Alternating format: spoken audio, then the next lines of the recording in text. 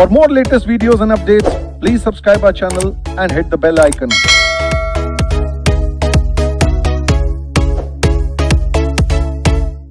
आइए, हम लोगों ने निगोशिएबल इंस्ट्रूमेंट एक्ट स्टार्ट किया था। ध्यान से सुनिएगा, क्योंकि इसमें ऑलरेडी हम लोगों ने एक क्लास किया है, सब लोग आप लोग थे, लेकिन उसके बावजूद भी हम लोग इसको दो अलग अलग स्टेज में, जैसे मैंने जो है वो पीपीटी बना रखा है, आपको नोट्स दिया हुआ है, मैं चीजों को आपको बता रहा हूं, फिर जाकर के आगे जाएंगे, फिर उन चीजों के थोड़े और टेक्निकलिटी को देखेंगे। यही प्रोमिसरी नोट्स, यही बिल ऑफ एक्सचेंज, यही चेक, इन्हीं तीनों के अराउंड क्या करते रहेंगे, बात करेंगे।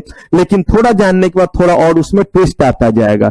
तो सबसे पहले जैसे हमने शुरू किया था, ध्यान से सुनिए, ये एक्ट आपका जो इंट्रोड्यूस हुआ, ये एक्ट जो आया, इसका बस एक ही पर्पस, हम चाहते थे कि ट्रेड में जो कंसीडरेशन होता है, ट्रेड में जब हम कोई चीज खरीदते हैं और किसी को पेमेंट करना रहता है, तो इस प्रोसेस को हमें स्मूथ करना था। और हम चाहते थे कि ये प्रोसेस कुछ ऐसा हो जिससे जिसने बेचा है उसको भी दिक्कत ना हो और जिसने खरीदा है उसको भी जो है वो पे करने में सहूलियत हो। यानी कि जिसने सामान बेचा है वो क्या चाहता है कि उसको क्या मिले, पैसे समय पे मिल जाए। और समय का मतलब वो होता है जो उसने तय किया हुआ। हो सकता है किसी ने बोला है कि हमें 2 महीने में पैसे दे दो, तो अगर उसको 2 महीने में पैसा मिल जाए तो बताइए whether that person is happy और नॉट। अगर किसी ने सामान बेचा लेकिन उसे 1 महीने में पैसे चाहिए और उसे 2 महीने में मिलेंगे, अब बताइए, वो दुखी हो गया। अगर किसी ने बोला ही है कि मुझे 3 महीने का भी पीरियड चलेगा, तो इसका मतलब क्या हुआ कि 3 महीने में भी पैसे मिल रहे हैं तो वो हैप्पी है, 4 महीने में मिलेंगे तो वो क्या होगा, दुखी होगा। तो कहा गया कि ट्रेड के प्रोसेस को क्या करना, एक ही चीज है, दुखी सैड। तो अगर ट्रेड के प्रोसेस को हम क्या करना चाहते हैं, ट्रेड के प्रोसेस को हम स्मूथ करना चाहते हैं, तो इस केस में हमने जो है वो कुछ इंस्ट्रूमेंट जारी किए। अब इंस्ट्रूमेंट का मतलब क्या होता है, तो कहा कि इंस्ट्रूमेंट का मतलब होता है वो रिटन डॉक्यूमेंट जिसके जरिए किसी न किसी के ऊपर राइट और किसी के ऊपर कोई लायबिलिटी क्या होता है, अराइज होता है, ट्रांसफर होता है या फॉर्म होता है, उसी चीज को इंस्ट्रूमेंट कहते हैं। निगोशिएबल का मतलब होता है जो चीज ट्रांसफरेबल हो उसको हम क्या बोलते हैं, निगोशिएबल। याद रखिएगा, यहां निगोशिएबल का मतलब और निगोशिएशन नहीं है कि हम और आप बैठे और हमने निगोशिएट करना शुरू किया। दुकान में आप गए, दुकानदार ने बोला ये कितने का, तो आपने पूछा कितने का, तो दुकानदार ने बोला कि ये सामान जो है वो 100 रुपए का। 100 रुपए का लगा जैसे दोनों किडनी मांग लिया। आपने बोला 100 रुपए का, तो उसने बोला हाँ चीज महंगा हो गया, 100 रुपए का। आप बोलते 100 रुपए का, 80 में वो दे रहा है, कोई नहीं दे रहा है 80 में। लेकिन आपने क्या बोला कि वहां पे कितने में मिल रहा है, 80 में जो है मिल रहा है। मैंने भी ये ट्रिक देखा, मैंने भी लगाना शुरू कर दिया। अगर मैं इधर से जा रहा होता हूं फल के लिए, तो एक बार इधर से पूछता जाता हूं, और फिर जब मेट्रो के पास पहुंच जाता हूं तो उससे बोलता हूं वहां तो 100 के 1.5 केजी दे रहा है, तुम जो है 80 रुपए केजी बोल रहे हो। ठीक है साहब, जो वो दे रहा है वही रेट लगा देते। बोला नहीं था, मैंने भी तुक्का मारा और क्या हो गया, लग गया। तो आप कहिएगा सर कौन सा बड़ा सा विरासत मिल गया, 100 के 1.5 केजी 10 रुपए का तो फायदा हुआ, अदरवाइज भी तो वो आपको दे देता। कहने का मतलब है ये हुआ निगोशिएशन। और निगोशिएशन का मतलब ना डराना होता है ना धमकाना होता है। आपने अपनी बात कही, उसने अपनी बात कही, और एक एग्री टर्म कंडीशन पे क्या हो गया, चीज जो है वो तय हो गया, उसे हम क्या बोल देते हैं, निगोशिएशन। कहा कि यहां जो है निगोशिएबल का मतलब है ट्रांसफरेबल। कहा कि क्या सेंस है इस ट्रांसफरेबल का, कहा कि ट्रेड के दौरान किसी ने सामान खरीदा, ए ने जो है वो सामान खरीदा और जो है वो बी ने सामान क्या किया है, कोई भी जो है वो मटेरियल क्या किया है, बेचा है। तो अगर बी ने कोई सामान बेचा है और ए ने खरीदा है, तो ए क्या करेगा, पैसे देगा, और बी को क्या मिलना चाहिए, पैसे। ए के पास क्या पहुंच गया, सामान पहुंच गया। अब ए को जो ये पैसे देने हैं, इस पैसे के बदले में ए जो है वो कोई एक रिटन डॉक्यूमेंट देता है और कहता है कि भरोसा करो इतने तारीख को दे दूंगा। ध्यान से सुनिएगा, इतने तारीख को दे दूंगा या जब मांगोगे इस तारीख के बाद दे दूंगा। तो यही हो गया, एक हो गया ऑन डिमांड। जितने चीज हमने पढ़ा उसी को मैं मिक्स करके जो है वो एक सिस्टमेटिक तरीके से ले जा रहा हूं। कहा कि या तो जिस दिन बोलोगे उस दिन पैसे दे दूंगा, और या बोलेगा कि 30 दिन बाद पैसे दे दूंगा। ये एक बात हुई। कागज का एक टुकड़ा, उस पर जो रूल लगना है, स्टांप लगना है, जो लगना है लगा करके दे देगा। अब ये वैसे ही जो है वो लॉ में इन्फोर्सेबल है जैसे बाकी चीज इन्फोर्सेबल है जो आप कॉन्ट्रैक्ट करते हैं। ठीक है, अगला एस्पेक्ट इसमें यह आता है कि बी कहता है कि मुझे जो दे रहे हो इससे अच्छा कुछ ऐसा करो जिससे ये मैं किसी और को दे सकूं, क्योंकि आपने ऑन डिमांड बोला है, तो ऑन डिमांड में तो कोई दिक्कत नहीं, जब मर्जी तब क्या करूंगा आपसे मान लूंगा। लेकिन अगर, क्योंकि मैं आगे बताने वाला हूं कि कुछ चीज अगर ऑन डिमांड है तो वो बियरर नहीं हो सकता, कहता है कुछ ऐसा करो जिससे जो है अगर मैं चाहूं तो ये किसी और को ट्रांसफर भी कर सकूं। कहा कौन सा चीज? कहा ये जो आप कह रहे हो कि 10,000 रुपए आपको दे दूंगा, तो ये मैं किसी और को भी ये ट्रांसफर कर सकूं, वो आपसे पर्टिकुलर डेट को ले लेगा। कहा कि अगर ऐसा आप करना चाहते हैं तो वैसे केस में ये लिख करके देगा कि मैं 30 दिन के बाद और 60 दिन से पहले आपको या आप जिनको कहेंगे उनको जो है मैं ये पैसे दे दूंगा। कहा देखिए थोड़ा स्मूथनेस हो रहा है, क्यों हो रहा है? क्योंकि ए के पास अभी पैसे नहीं है और बी भी कहता है कोई बात नहीं है, कम से कम बिजनेस तो चल रहा है, 30 दिन बाद ही सही, लेकिन क्या मिल जाएगा? पैसे तो मिल जाएगा। और वो क्या देखता है कि उसे भी इससे नुकसान नहीं है, क्योंकि उसको जो सामान चाहिए था उसे तो बी से मिल गया, लेकिन बी को जो बी भी तो बिजनेस करता है, बी को जो सामान चाहिए वो जो उसको प्रोवाइड कर रहा है वो भी उसे जो है वो 30 दिन 40 दिन 50 दिन का क्या देता है? क्रेडिट देता है। तो कहा मैं उससे सामान लूंगा और उसको ये थमा दूंगा कि ये ले भाई 30 दिन बाद जाकर के लेना है, तो मेरे लिए तो एज गुड एज कि मैंने पैसा क्या कर लिया, अभी के अभी रिसीव कर लिया। क्योंकि बी को भी अगर 10,000 मिल गया रहता तो वही 10,000 लेकर के जाता और अपना सामान खरीदता अपने बिजनेस के लिए।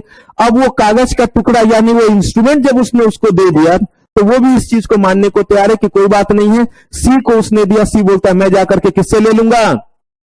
ए से ले लूंगा।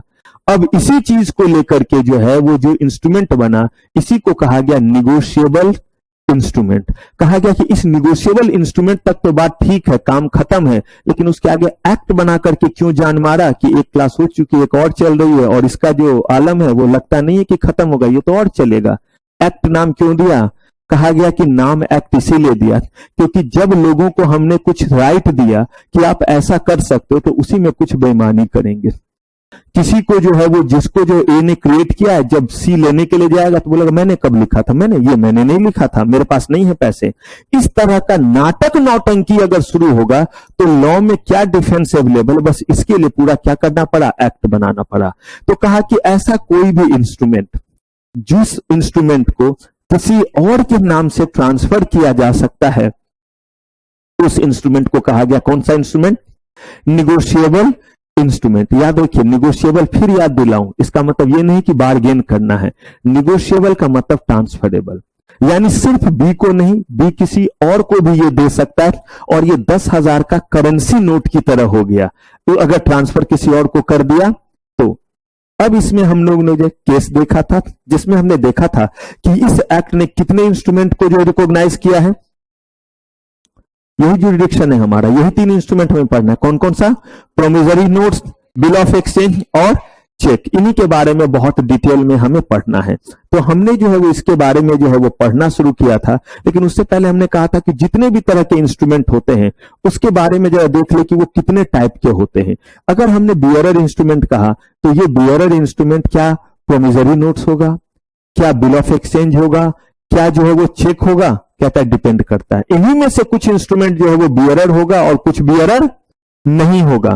तो कहा कि बियरर इंस्ट्रूमेंट वो इंस्ट्रूमेंट को कहते हैं जिस इंस्ट्रूमेंट को जिसके पास दे दिया गया वो उस पैसे को रिसीव कर सकता है, वो पेई बन सकता है, वो होल्डर बन सकता है। उस इंस्ट्रूमेंट को क्या बोल देंगे? Bearer instrument. यानी उस पे किसी का नाम लिखा हुआ नहीं है, जिसके पास वो कागज का टुकड़ा, जिसके पास वो इंस्ट्रूमेंट है, वो बंदा जो है वो पैसे को क्या कर सकता है?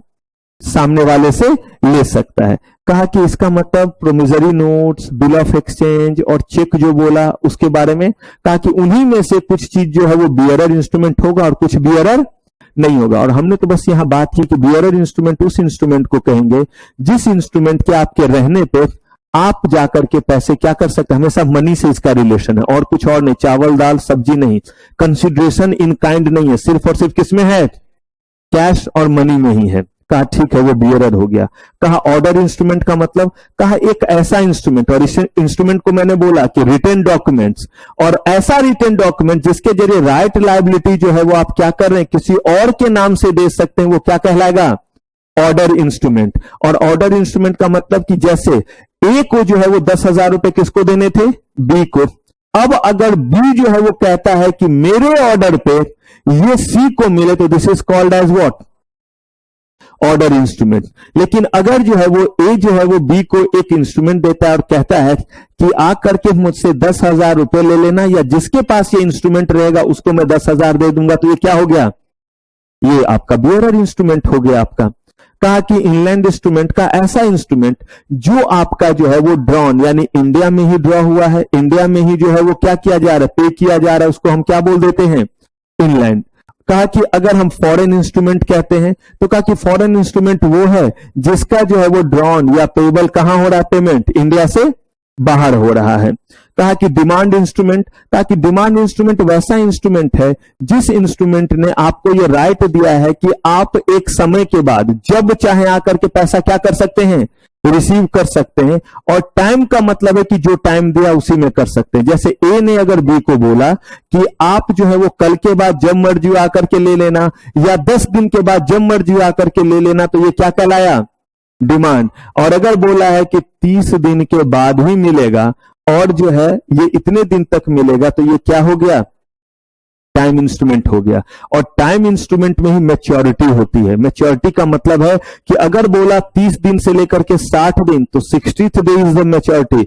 उसके बाद किसी को पैसे उसमें से मिलने नहीं है। लेकिन डिमांड इंस्ट्रूमेंट में कोई मैच्योरिटी नहीं होती। आगे आएगा मैच्योरिटी वगैरह सारा वर्ड हम लोग देखेंगे जितने चीजों के बारे में बात कर रहे हैं। तो चलिए, यहां तक का सफर तय कर लिया था पिछले एपिसोड में। अब यहां से आगे बढ़ते हैं। इसमें हम लोगों ने और भी बात की थी ना। अभी तो हम लोग काइंड ऑफ किस पे आ गए थे, हम लोग तो टाइप्स पे आ गए थे। काइंड तो हमने अभी पढ़ा था, काइंड में हमने प्रोमिजरी नोट्स भी पढ़ा था और क्या पढ़ा था, बिल ऑफ एक्सचेंज ये पढ़ा था। अब जरा इसको एक जगह जो हम लोग कनेक्ट करते हैं कि प्रोमिजरी नोट्स क्या हुआ और बिल ऑफ एक्सचेंज क्या हुआ। प्रोमिजरी नोट्स को कहीं कहीं नोट्स भी सिर्फ लिख देते हैं और एक्सेप्टेबल है, और बिल ऑफ एक्सचेंज को क्या लिख देते हैं, बिल भी लिख देते हैं। कहा प्रोमिजरी नोट्स का मतलब है कि जो पर्सन प्रॉमिस कर रहा है वही पर्सन के साथ आपका ट्रेड और ट्रांजैक्शन हुआ, और आप सामने वाले को कह रहे हैं कि मैं खुद ये प्रॉमिस करता हूं कि आपको ये पैसे क्या करूंगा, दूंगा। तो ये क्या हो गया, प्रॉमिजरी नोट्स हो गया। आपको दूंगा या आपके कहने पे किसी को दूंगा।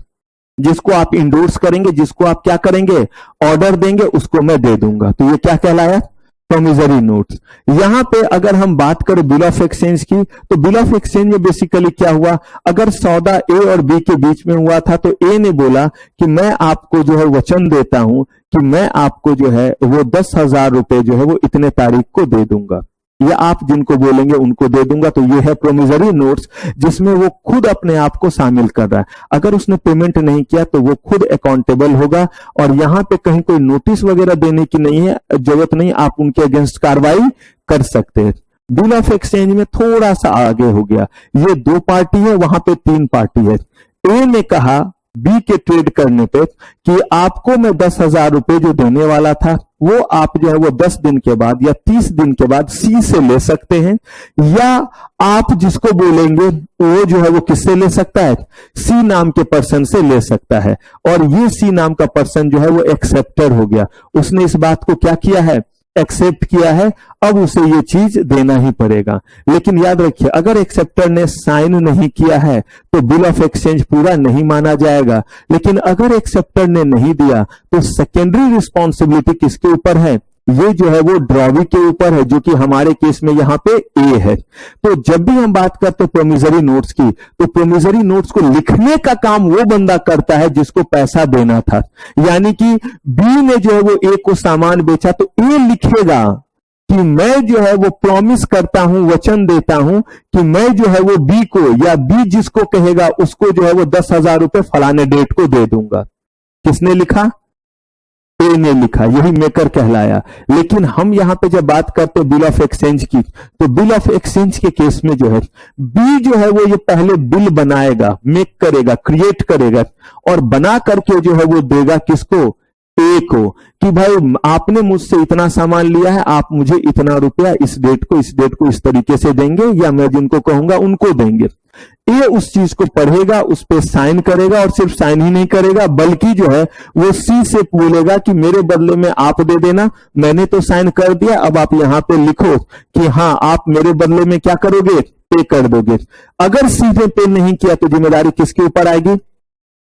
कभी भी अगर बिल ऑफ एक्सचेंज में आपका पेमेंट नहीं हुआ है, किसी भी कारण से सी ने नहीं दिया है, तो बिना नोटिस दिए आप कोई कार्रवाई नहीं कर सकते हैं। लेकिन अगर आप जो है वो किस में है, अगर आप प्रोमिसरी नोट्स आपका जो है वो गड़बड़ हुआ, तो ऐसे केस में कोई नोटिस वगैरह देने की नहीं है जरूरत, आप कार्रवाई क्या कर सकते हैं, डायरेक्टली जो है वो कर सकते हैं।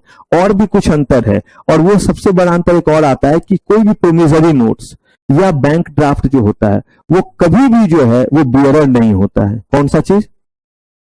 प्रोमिसरी नोट्स और बैंक ड्राफ्ट, ये कभी भी जो है वो बियरर नहीं होता है। यानी कि अगर जो हम बात करें, चाहे ये आपका जो है वो डिमांड बेसिस पे हो, चाहे ये आपका टाइम स्टाम्प पे हो, दोनों में से किसी पे हो, तो ये आपका किस नेचर का नहीं होगा, बियरर नेचर का नहीं होगा। आगे मैं आपको पढ़ाऊंगा आज ही जब चेक पे पहुंचूंगा। लेकिन अगर बिल ऑफ एक्सचेंज है तो बिल ऑफ एक्सचेंज जो है वो ऑन डिमांड जो है वो बियरर नहीं होता है, लेकिन उसका एक्सेप्शन चेक है। कोई बात नहीं, आगे चलेंगे तभी उस चीज को डिस्कस कर लेंगे। तो हमने जो है बिल ऑफ एक्सचेंज और प्रोमिसरी नोट्स का जो है वो क्या देखा था, एक जो है वो कंपैरिजन देखा था, जिसमें हर एक एस्पेक्ट को हमने यहां देखा था। अगर मान लीजिए एग्जाम में शॉर्ट नोट्स में 3 मार्क्स का आ जाए, तो ये प्रोमिसरी नोट्स का 7 पॉइंट सफिशिएंट एनफ है आपके 3 मार्क्स को संभालने के लिए, यानी ये जो पॉइंट दिए हुए हैं। ऐसे ही अगर क्या आ जाए, बिल ऑफ एक्सचेंज आ जाए, तो ये पॉइंट लिख सकते हैं। हाँ, अगर ज्यादा मार्क्स का रहे तो हमने तो उसमें ढेर सारी बात की हुई, किसमें, बिल ऑफ एक्सचेंज में भी, और किसमें एसेंशियल एलिमेंट भी देखा हुआ है, लिखा होना चाहिए, कौन कौन उसके लिए पार्टी होते हैं, ये सारा चीज हमने देख लिया था। तो चलिए यहां से आगे बढ़ते हैं। अब बताइए यहां तक में कोई गिला शिकवा दुख दर्द? बढ़े आगे। तो हाँ, second point, it can not be made payable to maker himself, the drawer and payee may be the same person. यानी कि अगर मान लीजिए कि हम बात करें प्रोमिसरी नोट्स की, तो प्रोमिसरी नोट्स में जो है वो क्या लिखा रहता है, जिसने सामान बेचा वो क्या बोलता है कि मैं वचन देता हूं कि मैं इनको क्या करूंगा, पे करूंगा। लेकिन बिल ऑफ एक्सचेंज में क्या होता है, बिल ऑफ एक्सचेंज में होता है कि सी नाम का पर्सन जो है वो किसको पे करेगा, बी को जो है वो पे करेगा। तो यहां पे कह रहे हैं कि जो पर्सन हमारा पेई है, यानी जिसने क्या किया, इस चीज को मेक किया है, तो द ड्रॉवर एंड द पेई may be the same person. यहां पे ड्रॉवर कौन है, तो ड्रॉवर है बी, जिसने सामान क्या किया, बेचा। उसने जो है वो किसको दिए दिया, ड्रॉवी को, जो कौन था, ए। और सी क्या है हमारा, एक्सेप्टर। जो पैसा रिसीव करे वो पेई भी कहलाता है। तो हो सकता है कि बी ने ये नहीं बोला कि मेरे बदले में फलाने बंदे को दे देना, बल्कि खुद जाकर के अपना 10,000 रुपया ले रहा है। तो ऐसे केस में जो पेई है और जो ड्रॉवर है वो वन और सेम पर्सन हुआ या नहीं। यही चीज यहां कह रहे कि यहां मेकर जो है वो खुद को जो है वो पैसे नहीं देगा, क्योंकि मेकर तो बोल रहा है कि वहां पे वो क्या कह रहे हैं, वो बेसिकली कह रहे हैं कि ये पैसे जो है जो आप देने वाले थे मुझे दीजिए या किसी और को दीजिए। उसी ने ये लिखा था, तो जिसने ये बिल ऑफ एक्सचेंज लिखा था वही जाकर के पैसा क्या कर रहा है, रिसीव कर रहा है। लेकिन प्रोमिसरी नोट्स को कौन लिखता है, प्रोमिसरी नोट्स को जो है वो लिखता है कौन, ए लिख रहा है। तो ए किसी भी शर्त पे पैसा ले सकता है खुद से, नहीं। बिल ऑफ एक्सचेंज लिखने का काम ड्रॉवर करता है। इसीलिए हम कह रहे हैं कि जो मेकर है वो पेई हो सकता है, लेकिन प्रोमिसरी नोट्स में नहीं हो सकता है, क्योंकि promissory notes is a promise, वो अंडरटेकिंग है कि मैं दूंगा, और बिल ऑफ एक्सचेंज एक अरेंजमेंट है जिसके अकॉर्डिंग वो कहते हैं कि मैं दूंगा, सामने वाला बंदा देगा, और वो जो है वो मेरे बदले में देगा। वो समझ रहे क्यों बोला कि मेकर खुद पैसा नहीं लेगा, क्योंकि मेकर प्रोमिसरी नोट्स में कौन हुआ, पैसा देने वाला। लेकिन अगर बिल ऑफ एक्सचेंज देखेंगे तो बिल ऑफ एक्सचेंज में जो बिल को मेक कर रहा है, जो बिल को बना रहा है, वो क्या है, उसी ने तो सामान बेचा था। तो वो अगर खुद से रिसीव करेगा तो ऐसे केस में मेकर पेई हो गया या नहीं हो गया। चलिए अब यहां पे हम लोग बात करते हैं किसके, types of bill of exchange, यानी बिल ऑफ एक्सचेंज के वैरायटी पे। इनलाइन बिल ऑलरेडी पढ़ा था, सेम चीज, क्योंकि देखिए हमने जो है वो टाइप्स ऑफ इंस्ट्रूमेंट पे वहां देखा था, उसी का तो एक टाइप क्या है, बिल ऑफ एक्सचेंज। तो यहां पे इनलैंड बिल्स ये हमारा जाना हुआ है, फॉरेन बिल्स ये भी हमारा जाना हुआ है। लेकिन अब आइए जरा बिल इन सेट्स, थोड़ा सा फॉरेन बिल के बारे में बात कीजिए कि जो फॉरेन बिल बनता है ये जो है वो 3 सेट में बनता है। कितने सेट में? और ये 3 सेट में बनने के पीछे रीजन ये है कि ये बाहर वालों के लिए बिल है, तो कहीं किसी का मिस भी हो जाए तो मल्टीपल लोगों के पास क्या रहे, ये पहुंचा हुआ रहे। लेकिन इसका मतलब इस 3 सेट का मतलब ये नहीं है कि 3 बार पेमेंट होगा, होना एक ही बार रहेगा, लेकिन उसके कॉपीज कितने बनते हैं, इसीलिए उसको बोल देते बिल इन सेट्स। और यहां कह रहे हैं कि usually drawn in set to avoid the what, danger of loss. एक नहीं तो दूसरा, दूसरा नहीं तो तीसरा हमारा बचा रह जाएगा। They are drawn set of 3 each of which is called via. याद रखिएगा ये वर्ड आपका एमसीक्यू का पार्ट है कि फॉरेन आपका जो है बिल्स जो है वो सेट्स में होता है, और कितने सेट में होता है, और उस सेट्स को हम किस नाम से बुलाते हैं, वाया के नाम से बुलाते हैं। As soon as one of them is paid the other become what, inoperative. समझिए फोटोकॉपी की तरह चीज हो गया कि आपने जो है वो किसी से कोई पैसे लेने थे या कोई आपके पास रिसीट था, तो आपने उसको रखा, जैसे ही जाकर के आप ओरिजिनल देंगे आपको वो चीज मिल जाएगा। अब आप फोटोकॉपी भी करवा के रखे हैं, तो क्या वो फोटोकॉपी अब वर्क करेगा? मान लीजिए कि आपने जो है वो कहीं डिमांड ड्राफ्ट बनने के लिए दिया था, डिमांड ड्राफ्ट जब बनने के लिए आपने दिया तो आपने उनको 10,000 रुपए दिए, और 10,000 रुपए के बदले में बैंक ने जो है वो आपको जो है जो आपने डिमांड ड्राफ्ट उस पर स्टाम्प लगा करके एक्नॉलेजमेंट दे दिया। पॉसिबल कि सामने आइएगा और डिमांड ड्राफ्ट अपना 10,000 का क्या कर लीजिए, कलेक्ट कर लीजिए। आपने सोचा कि पता नहीं ये मुझसे खो ना जाए, तो आपने उसका क्या कर लिया, आपने जो है वो उसका फोटोकॉपी ले लिया। अब आपने उसके 2 फोटोकॉपी कर लिए, ओरिजिनल भी आपके पास है, 2 फोटोकॉपी भी पास है। एक फोटोकॉपी जो है वो मम्मा के पास दे दिया, एक पापा के पास दे दिया। जैसे ही जो है वो आप जो है वो आपका जो है वो ओरिजिनल खो जाता है किसी कारण से, आप मम्मा वाला लेते हैं और बैंक को जाकर के देते हैं। बैंक जो आपसे कुछ पूछता है कुछ चीजों को, और उसको जो है वो सही मान करके आपके हाथों में क्या प्रोवाइड कर देता है, आपका डिमांड ड्राफ्ट दे देता है। अब जब डिमांड ड्राफ्ट आपको मिल गया, उसके बाद आप घर आएंगे और आपको जो है वो ओरिजिनल मिल जाए या एक और कॉपी जो पापा के पास है वो लेकर के जाएंगे, तो क्या फिर से 10,000 का दूसरा डिमांड ड्राफ्ट मिलेगा? अगर ओरिजिनल ही आपने दे दिया तो भी फोटोकॉपी का यूज नहीं कर सकते। ठीक वैसे ये 3 सेट में है, जैसे ही एक सेट के बेसिस पे पैसे मिल गए, वैसे ही जो है वो बचा हुआ सेट जो है वो उससे पैसे किसी को, ये नहीं कि एक इसको इंडोर्स कर दिया और 2 किसी और को इंडोर्स, तभी तो लॉ बने हुए हैं, पूरा का पूरा निगोशिएबल इंस्ट्रूमेंट एक्ट क्यों बना हुआ है? तो फिर आपके ऊपर भी जो है वो ढेर सारे जो सीपीसी और सीआरपीसी के चार्जेस लगेंगे। ऑल दीज पार्ट फॉर्म किसका, एक ही बिल का ये पार्ट होगा। Drawer must sign and deliver all of them to payee. Payee को ही तो पैसे लेने हैं, और पेई के पास 3 कॉपी है तो वो क्या रहेगा ज्यादा सिक्योर समझेगा अपने आप को। लेकिन स्टाम्प जो लगाएंगे वो किस पे लगाएंगे, 1 पार्ट पे लगाएंगे, जो एक ही को एक्सेप्ट करेंगे, जो एक्सेप्टर है वो एक को एक्सेप्ट करेगा, उस पर क्या लग जाएगा, स्टाम्प। और बाकी समझिए एक तरह से फोटोकॉपी जैसा हो गया। लेकिन याद रखिए अगर आपने मिस्टेक से सारे के सारे चीजों को एक्सेप्ट कर लिया तो अब वो बिल इन सेट नहीं होकर के 3 डिफरेंट क्या हो जाएंगे भाई, यही तो बिल का पार्ट होता है। जितनी चीज को एक्सेप्ट कर लेगा एक्सेप्टर, वही तो बिल बनता है। एक ने ड्रॉ किया, दूसरे ने उसको क्या कर लिया, एक्सेप्ट कर लिया। तो अगर आपने एक को एक्सेप्ट करना है, एक पे क्या लगना है, स्टाम्प ड्यूटी लगना है। अगर आप तीनों को एक्सेप्ट कर लेंगे, तीनों पे स्टाम्प लगाएंगे, तो it will be treated as 3 bills की तरह क्या होगा, ट्रीट होगा। एक का काम हो गया तो बाकी 2 क्या हो जाएंगे, इनऑपरेटिव हो जाएंगे। क्लियर है ये चीज? हाँ जी, क्या है आपका ये बिल ऑफ सेट्स, इसका इस्तेमाल कब होता है, जब बिल कौन सा है, और फॉरेन बिल का मतलब हमारा ट्रेड बाहर से हुआ है, हमें पेमेंट बाहर देना है या बाहर से पेमेंट क्या करना है, लेना है, तभी वो फॉरेन बिल हमारा बना। अगर वो फॉरेन बिल बना तो कहा गया कि जिसको पैसे लेने हैं ना, पैसा जिसको लेना है उसको जो है हम ये एक नहीं दे करके 3 कॉपी देते हैं। लेकिन साइन जो एक्सेप्टर का होगा वो किसमें होगा, एक कॉपी में होगा। स्टाम्प ड्यूटी के बिना ये वैलिड नहीं होगा, करेंगे बात जब हम लोग पढ़ेंगे स्टाम्प एक्ट की किस किस चीज पे लगा होना चाहिए, तो उसमें निगोशिएबल इंस्ट्रूमेंट जो होते चेक को छोड़ करके उन पे स्टाम्प ड्यूटी लगा होना क्या है, जरूरी है। एक पे स्टाम्प ड्यूटी और एक पे क्या रहेगा, आपका साइन रहेगा। चलिए, ट्रेड बिल कहा, ये सब जो है वो आपके किसके पार्ट हैं, बिल ऑफ एक्सचेंज के ही टाइप हैं। अगर कहीं पे किसी भी तरीके से आप किसी के साथ ट्रेड कर रहे हैं, ए ने बी को सामान बेचा, तो ए को अब जो है वो पैसे देने होंगे बी को, तो बी ने ए के नाम से बिल क्रिएट किया, ए ने उसे एक्सेप्ट किया।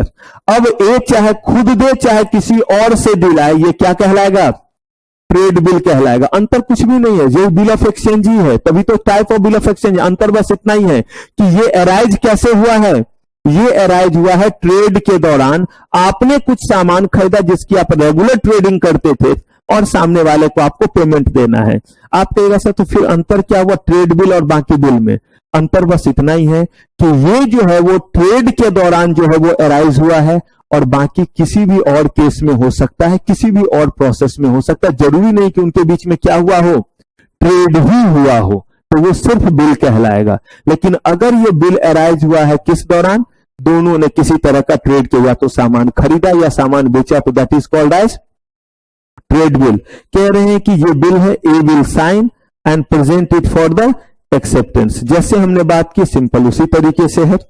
एकोमोडेशन बिल, आपने जो है वो किसी से जो है वो मान लीजिए कि कोई सामान खरीदा, अगर आपने सामान खरीदा तो आप उसको पे करेंगे। बी ने सामान खरीदा, बी ने जो है वो क्या किया, सामान जो है वो बेचा था ए को, तो अगर ए को सामान बेचा था तो ए क्या करेगा, पे करेगा। अगर ए पे करता है उस केस में ए को अगर अपने ऊपर कॉन्फिडेंस नहीं या बी को ए के ऊपर कॉन्फिडेंस नहीं है, जो हमने ऑनर वाली बात की थी, तो ऐसे केस में जो है इनके फ्रेंड जो है वो बीच में आ सकते हैं और इनकी मदद कर सकते हैं। इसका और अगर आप आसान एग्जांपल समझना चाहिए तो ये हुआ कि मान लीजिए कि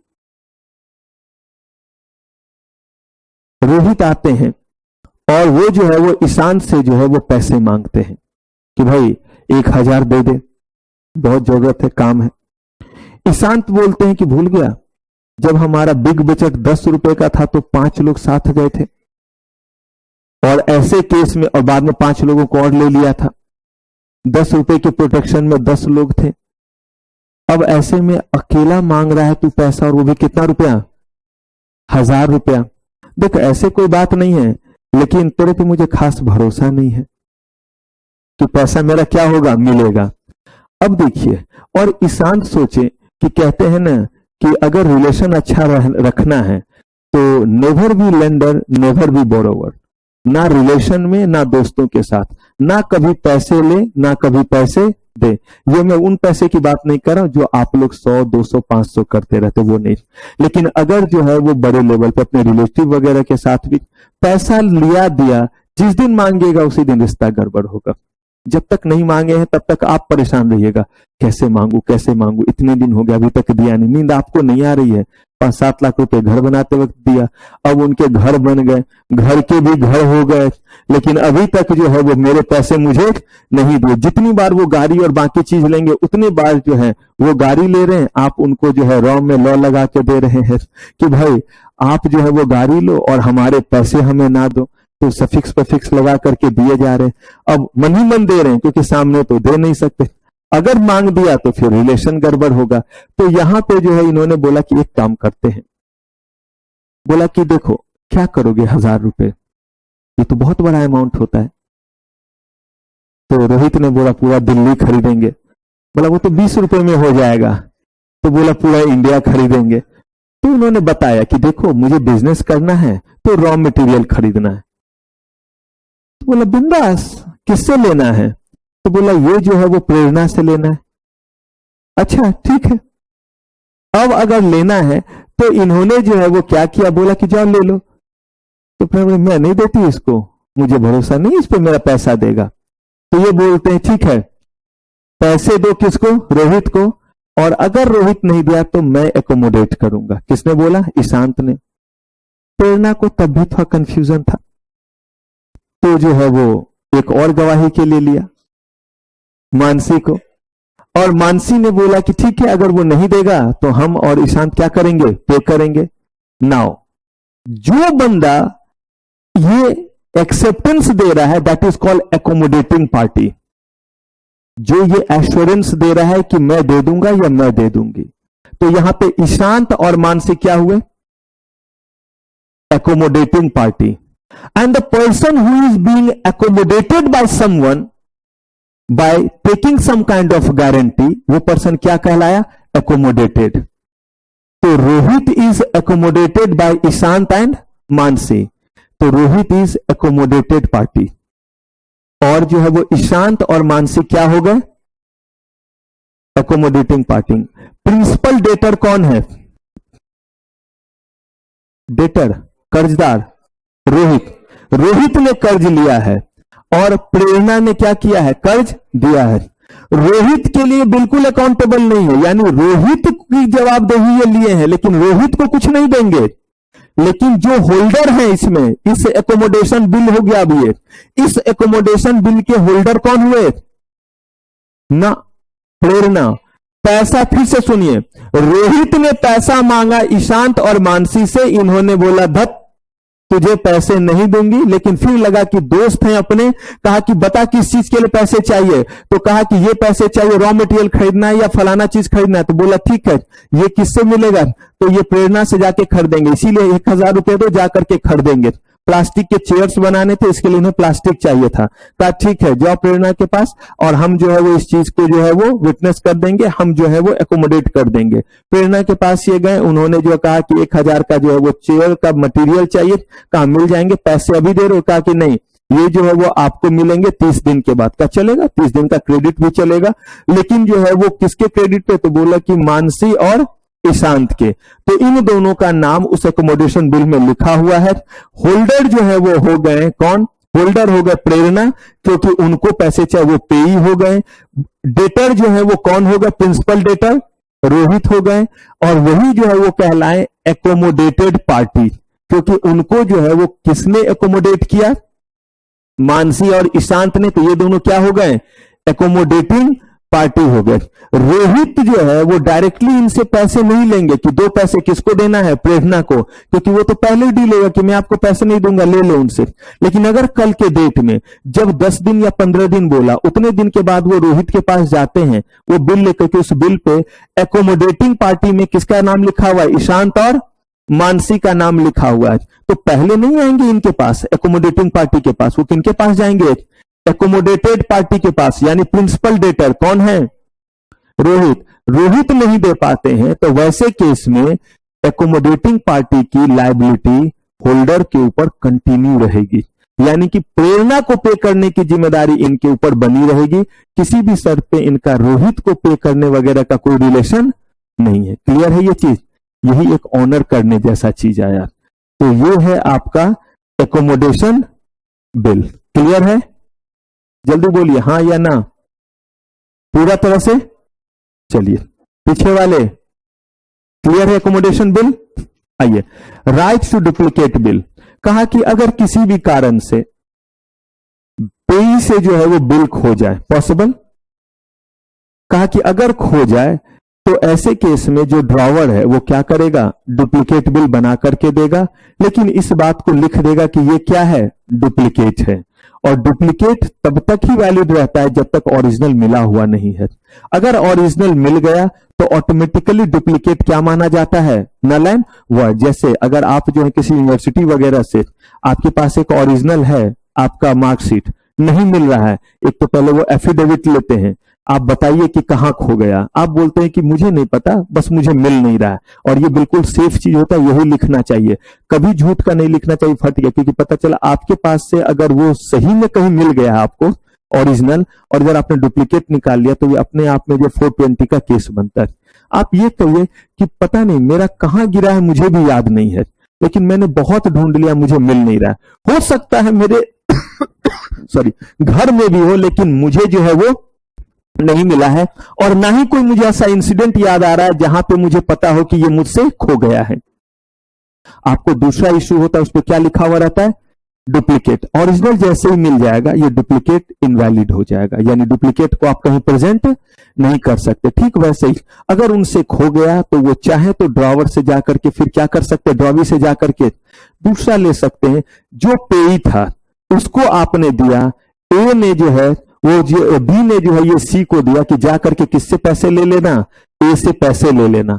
सी से ये खो गया तो वो बी के पास फिर से आएगा और बोलेगा कि भैया आपने जो मुझे वो बिल दिया था वो क्या करे, उसका मुझे डुप्लीकेट कॉपी दे दे, क्योंकि वो मुझसे क्या हो गया है, खो गया है, और खो गया इसका वो प्रूफ आपको दे देगा।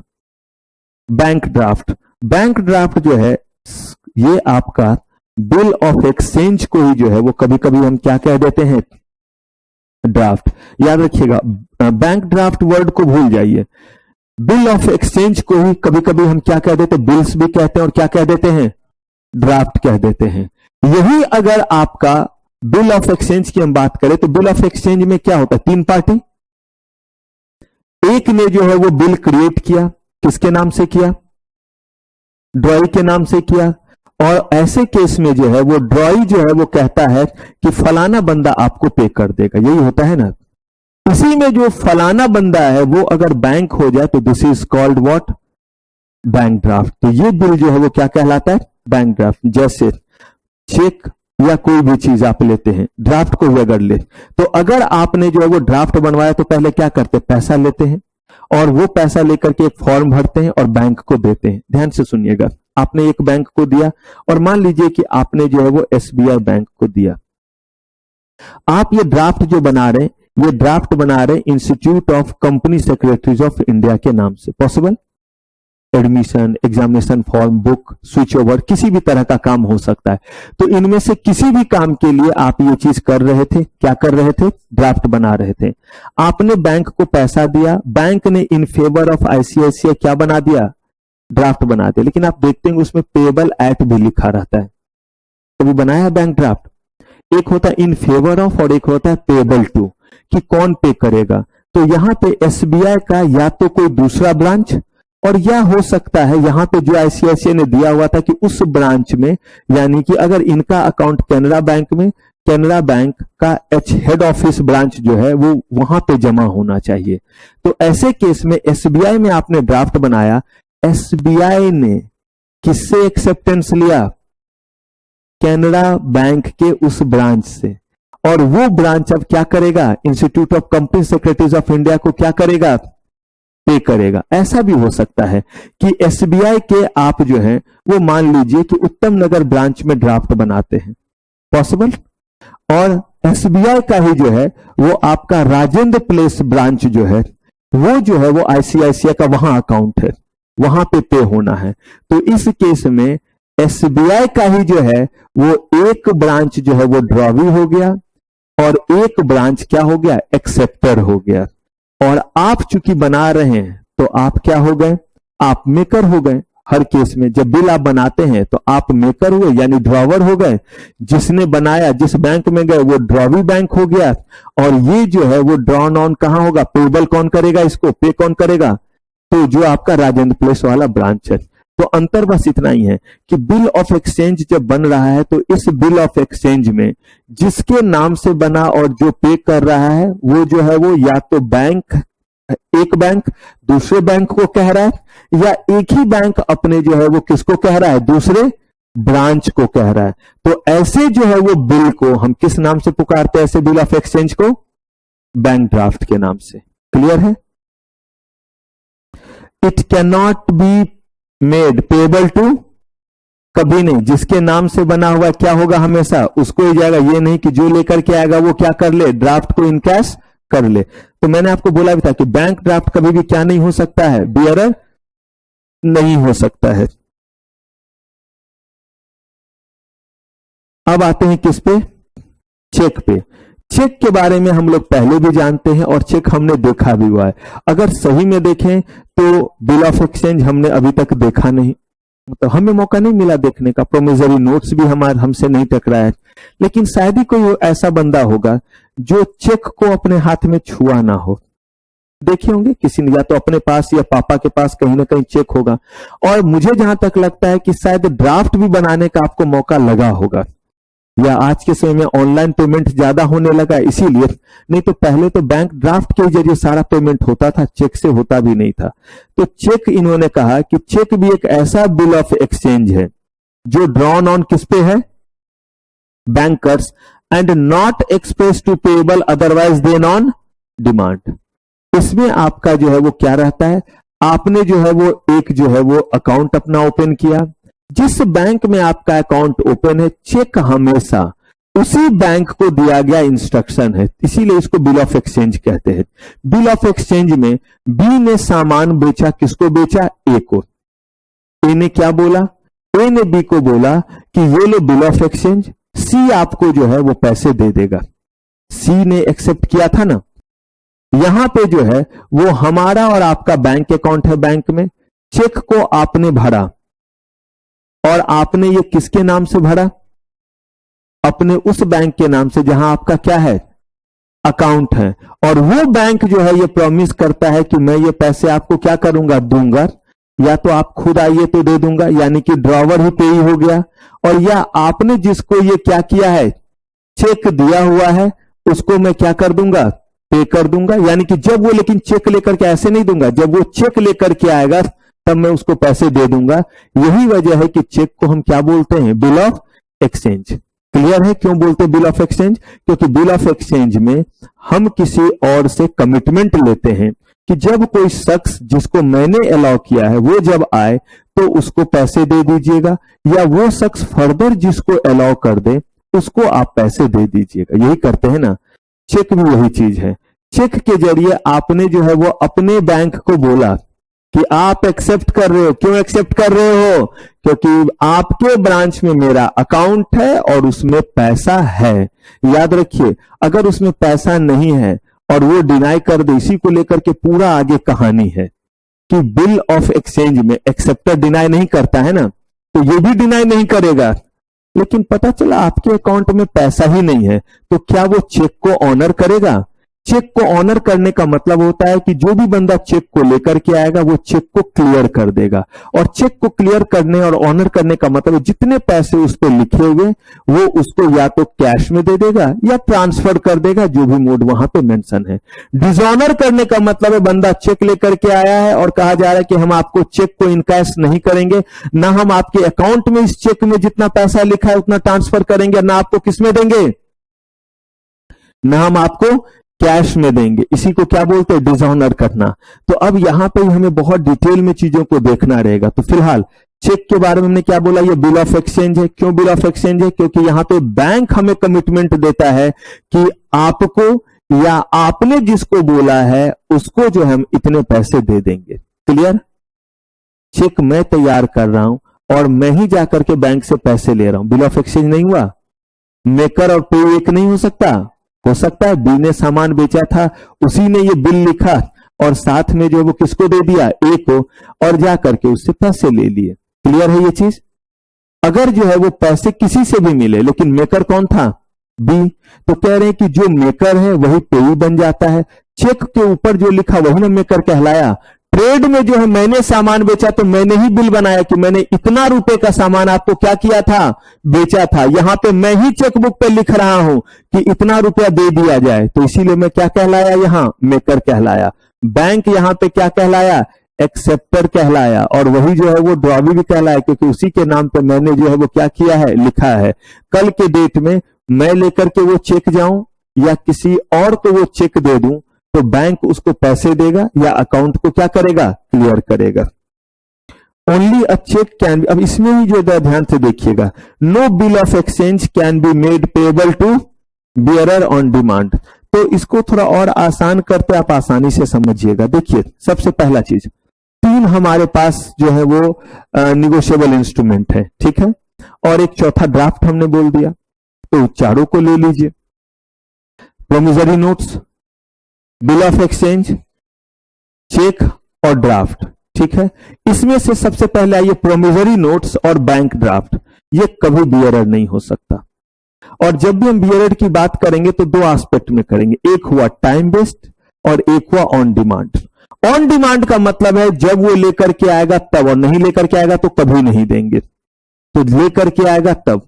और अगर हम बात करें स्पेसिफिक डेट का, तो उसी डेट तक लेकर के आए तो उसके बाद लेकर के आए तो नहीं देंगे, क्योंकि उस डेट को मैच्योरिटी डेट कहते हैं। ठीक है, तो प्रोमिसरी नोट्स कभी भी बियरर नहीं होगा। बियरर नहीं होने का मतलब ये कभी नहीं लिखा रहेगा कि जिसके हाथ में ये रहेगा उसको मैं पैसे दे दूंगा, ये नहीं लिखा रहेगा। उसमें ये लिखा रहेगा कि मैं ये वचन देता हूं, अगर मान लीजिए मैं तैयार कर रहा हूं तो मैं ये वचन देता हूं कि बी या बी जिसको ऑथराइज करेंगे वो जब मेरे पास आएंगे तो मैं उसे 100 रुपया दे दूंगा। This is called what? This is called promissory notes. लेकिन ये कभी बियरर नहीं होगा। इसका मतलब क्या है? कभी ऐसे में नहीं लिख सकता कि मैं ये वचन देता हूं कि मैं जो है जिसके भी पास जो है वो ये जो है वो नोट रहेगा, प्रोमिसरी नोट्स या ये कागज का टुकड़ा रहेगा, उसको मैं जो है वो 1000 रुपया दे दूंगा। ऐसा मैं कभी लिख ही नहीं सकता, क्योंकि जो है ये कभी भी जो है क्या नहीं हो सकता? बियरर नहीं हो सकता। तो लेकिन मैंने बोला कि बी को मैं दे दूंगा, तो क्या बी किसी को ये ट्रांसफर कर सकता है? अगर ये ट्रांसफर नहीं कर सकता तो क्या ये निगोशिएबल इंस्ट्रूमेंट होता? लेकिन कहा गया कि बाय ऑर्डर हो सकता है कि बी, मैंने बोला कि मैं ये वचन देता हूं कि बी या बी ने जिसको ऑर्डर दिया है, बी ने जिसको कहा है, उनमें से कोई अगर आएगा तो मैं 100 रुपया या 1000 रुपया जो भी था वो क्या करूंगा? पे कर दूंगा। तब ये क्या कहलाया? अब कहलाएगा ये प्रोमिसरी नोट्स। या क्योंकि मैंने क्या बोला कि बी को या बी जिसको कहे उसको। लेकिन अगर मैं बोलता कि मैं वचन देता हूं कि जो भी ये कागज का टुकड़ा लेकर के आएगा उसको 100 रुपया दूंगा, तो ये प्रोमिसरी नोट्स बनाना अलाउड नहीं है। तो याद रखिए, ना ये टाइम बेसिस पे, ना किस बेसिस पे? डिमांड बेसिस पे। यानी कि promissory notes never be in the name of bearer. Clear है? कहा बैंक ड्राफ्ट, कहा बैंक ड्राफ्ट भी नहीं। तो ना ही प्रोमिसरी नोट्स, ना कौन सा? Bank draft. ये दोनों ही कभी भी जो है वो पेएबल टू बियरर। क्लियर? अब कौन सा इंस्ट्रूमेंट बचा? यानी कि बिल ऑफ एक्सचेंज और चेक। यही हुआ। बिल ऑफ एक्सचेंज के बारे में कहा गया कि bill of exchange can be bearer, लेकिन कौन सा वाला? कह रहे हैं यहां पे no bill of exchange can be made payable to bearer on demand. याद रखिए, बियरर जो है वो हो सकता है बशर्ते वो क्या रहे? टाइम। अभी चेक के बारे में छोड़ दीजिए सोचना। बिल ऑफ एक्सचेंज जो है वो आपका जो है वो बियरर हो सकता है, लेकिन कहा गया कि वो तब होगा जब वो जो है वो क्या ना रहे? डिमांड वाला नहीं रहे। तो डिमांड बेसिस पे नहीं रहे, इसका मतलब क्या रहे? टाइम स्पेसिफिक रहे। तो अगर टाइम स्पेसिफिक है तो ऐसे केस में हो सकता है। मतलब अगर आपने कहा है कि जो भी कोई इस बिल ऑफ एक्सचेंज को जो है वो लेकर के आएगा उसको हम जो है वो 30 दिन के बाद वाला कोई भी टाइम आपने रखा, 30 से 60 दिन के भीतर वाले में क्या करेंगे? हम पे कर देंगे। तो ये बिल ऑफ एक्सचेंज वैलिड है। लेकिन अगर आपने ये बोला है कि जो भी इस बिल ऑफ एक्सचेंज को लेकर के आएगा, जो भी, उसको जो है हम पे कर देंगे, तो कहा गया कि ये आपका वैलिड नहीं है। तो ऑन डिमांड वाला जो है वो वैलिड नहीं है, टाइम स्पेसिफाइड वाला है। लेकिन इसी का एक एक्सेप्शन है, और वो एक्सेप्शन है चेक, क्योंकि चेक जो है वो डिमांड के मोड में है। और कहा गया कि ये हमेशा जो है वो पेएबल है। यानी कि आप अगर बियरर बनाना चाहें ऑन डिमांड वाला भी, तो चेक तो है ही ऑन डिमांड में। और ये चेक जो है वो क्या है? एक टाइप है। किसका टाइप है? बिल ऑफ एक्सचेंज का। तो बिल ऑफ एक्सचेंज कभी भी बियरर नहीं होगा अगर डिमांड वाला है तो। लेकिन अगर टाइम स्पेसिफाइड वाला है तो बियरर हो सकता है या नहीं? उसी का एक्सेप्शन क्या है? चेक। कहा कि चेक बिल ऑफ एक्सचेंज का ही टाइप है, लेकिन ये क्या हो सकता है? आपका बियरर हो सकता है। और साथ में ये कौन सा वाला है? ऑन डिमांड है। क्लियर?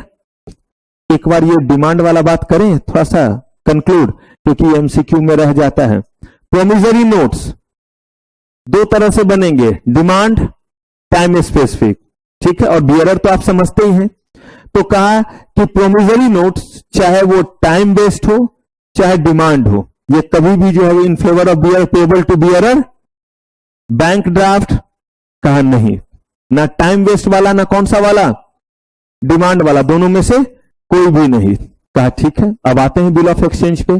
कहा बिल ऑफ एक्सचेंज जो है अगर टाइम वाला है तो बियरर हो सकता है, लेकिन अगर डिमांड वाला है तो बियरर, बस एक एक्सेप्शन है बिल ऑफ एक्सचेंज में, डिमांड वाला जो बियरर हो सकता है उसका नाम क्या है?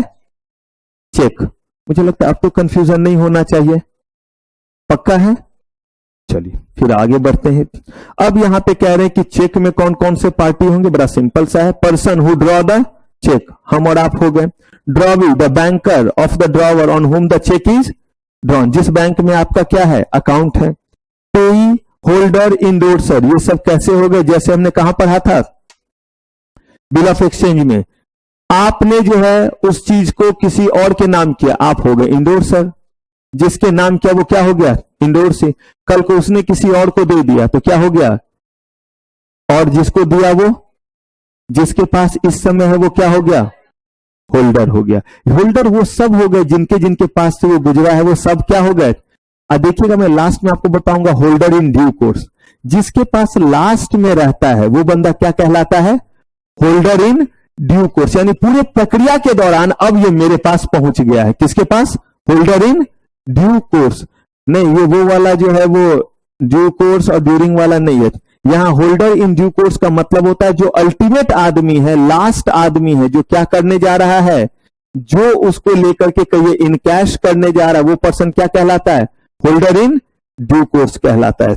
Essentials of cheque, it is always drawn on, किसी और के नाम हो सकता है?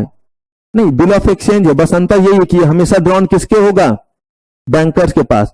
It is always payable on, time bond ने किस पे हो गया? ये डिमांड। जब लेकर के आइएगा तो है चेक आपके पास, रखे हुए रहिए, पैसा नहीं मिलने वाला है। क्या करना पड़ेगा? आपको लेकर के वहां जाना पड़ेगा, डिमांड बेसिस पे ही है। It does not required what, कभी देखा है कि उस पे जो है वो बैंक अपना मुहर लगाती है? आपका अकाउंट ओपन हो गया, चेकबुक आपको दे दिया, जैसे ही वो चेकबुक आप जो है वो लिखते हैं, आप मेकर हो गए, ऑटोमेटिकली जो है वो ड्रॉवी कौन है? बैंक है। उसको जो है वो एक्सेप्टेंस की जरूरत नहीं है, क्योंकि वही कह रहा है ना कि मैं पे कर दूंगा, उसी बैंक से पेमेंट होगा, एक्सेप्टेंस की जरूरत नहीं है। A cheque can be drawn on bank where the drawer has an, जहां हमारा अकाउंट है। Cheque may be payable to drawer himself, हो सकता है या नहीं? क्यों नहीं था? मुझे पैसे की जरूरत है, मैं चेक लेकर के जाऊंगा, बैंक में दूंगा और मिलेगा। मेरे केस में तो हो ही नहीं, क्योंकि 12 रुपए आप चेक से नहीं निकाल सकते हैं, उसका कुछ मल्टीपल दिया हुआ है कि कितने के, मतलब कम से कम 100 रुपया होना चाहिए। तो हाँ, ऐसा ही लगता है। चलिए, तो अब अगर खुश हो जाते हैं सुन करके ही, तो अगर जो है वो चेक आपके पास है, जिस अकाउंट में आपका, जिस बैंक में आपका अकाउंट है, ऑटोमेटिकली उसका इसमें एक्सेप्टेंस क्या है? शामिल है, अलग से एक्सेप्टेंस की जरूरत नहीं है। The banker is liable only to the drawer. ये बड़ा शानदार चीज है। देखते हैं एक बार ये लाइन पढ़िए, जो ये लाइन है, और इसको जरा बाकी बिल ऑफ एक्सचेंज के साथ कोरिलेट कीजिए। तो बड़ा देर से आपने प्रवचन सुना है, देखें, देखिए जरा यहां पे ध्यान से समझिएगा। अगर हम लोग, हाँ बोलिए, कुछ बोल रहे हैं?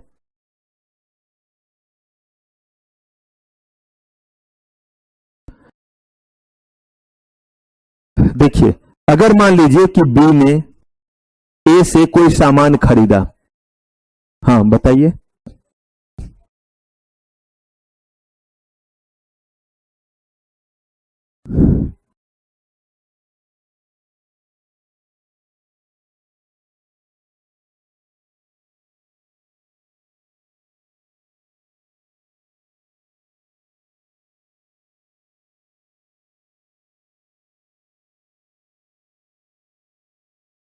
थोड़ा उल्टा हुआ, जा तो ठीक रहे थे।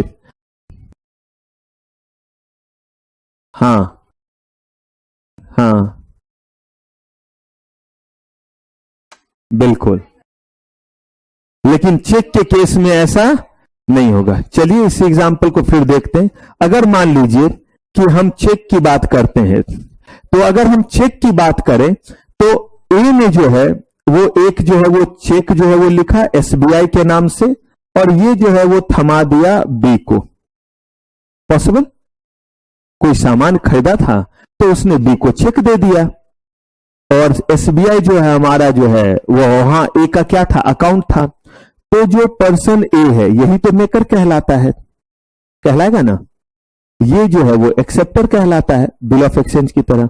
और ये पर्सन हमारा क्या हो गया, ड्रॉवी या पेई हो गया बी को पैसे देने। अब बी जो है वो चेक लेकर के गया और एसबीआई ने पैसा देने से मना कर दिया। क्यों मना कर दिया, अकाउंट में पैसे ही नहीं थे। अगर ऐसा हुआ तो इस केस में बी जो है वो एसबीआई को कुछ भी नहीं कह सकता कि तेरी तो दिस तेरे तो दैट, कुछ नहीं कह सकता। उसे जो तेरी मेरी करना है वो किसको करेगा, बैंक की कोई जिम्मेदारी नहीं। हां, अब ए जो है वो बोल सकता है एसबीआई को, नहीं पता पैसे हैं या नहीं है, पैसे रहते हुए भी अगर नहीं दिया बी को तो भी कुछ नहीं कर सकता है। किसको, बैंक को। जो भी बोलेगा किसको बोलेगा, ए को। ये लेकिन जो है वो बैंक को बोल सकता है, क्यों भाई आपने डिसऑनर किया, जब मेरे अकाउंट में पैसे थे, या मेरा अकाउंट एक ओडी अकाउंट है, ओवरड्राफ्ट अकाउंट है, यानी मेरी एलिजिबिलिटी थी कि वो चेक क्या होना चाहिए था, ऑनर। तो इस चीज के लिए लड़ाई सिर्फ कौन लड़ सकता था, ए। बी के पास कोई राइट जो है वो अवेलेबल, लेकिन ऐसा चेक के अलावा कोई और बिल ऑफ एक्सचेंज है तो उसमें ऐसा नहीं होता है। उसमें क्या होता है कि अगर जैसे हमने एग्जाम्पल लिया था कि सामान जो है वो अंकित ने खरीदा, बेचा किसने, सचिन ने, और विराट जो है वो बने चौधरी, क्या बने, यानी एक्सेप्टर। तो सचिन ने जो है वो सामान बेचा था तो ये क्या बने, मेकर। इसी को जो है वो ड्रॉवर भी बोलते हैं। और अंकित जो है वो क्या बने, ड्रॉवी। और ये जो है वो बने एक्सेप्टर उर्फ चौधरी। इन्होंने बोला कि मैं पे कर दूंगा। अब देखिए सचिन जो है वो किनके पास जाएंगे, विराट के पास। विराट ने मना कर दिया।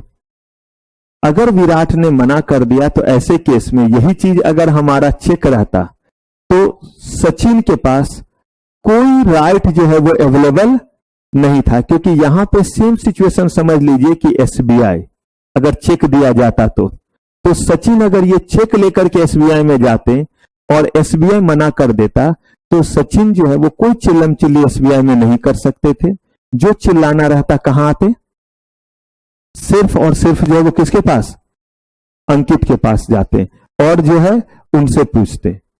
और यहां पे अब चूंकि ये बिल ऑफ एक्सचेंज था तो ये जो है वो विराट को पूछ सकते क्यों पैसे नहीं दोगे। और अगर विराट ने फिर नहीं दिया तो फिर कहां जाएंगे, और उसके बाद अंकित भी विराट से पूछ सकते हैं कि भाई जब बोला था तो दे क्यों नहीं रहे हो। तो यहां पे देख रहे कितने लोगों की अकाउंटेबिलिटी आ रही है।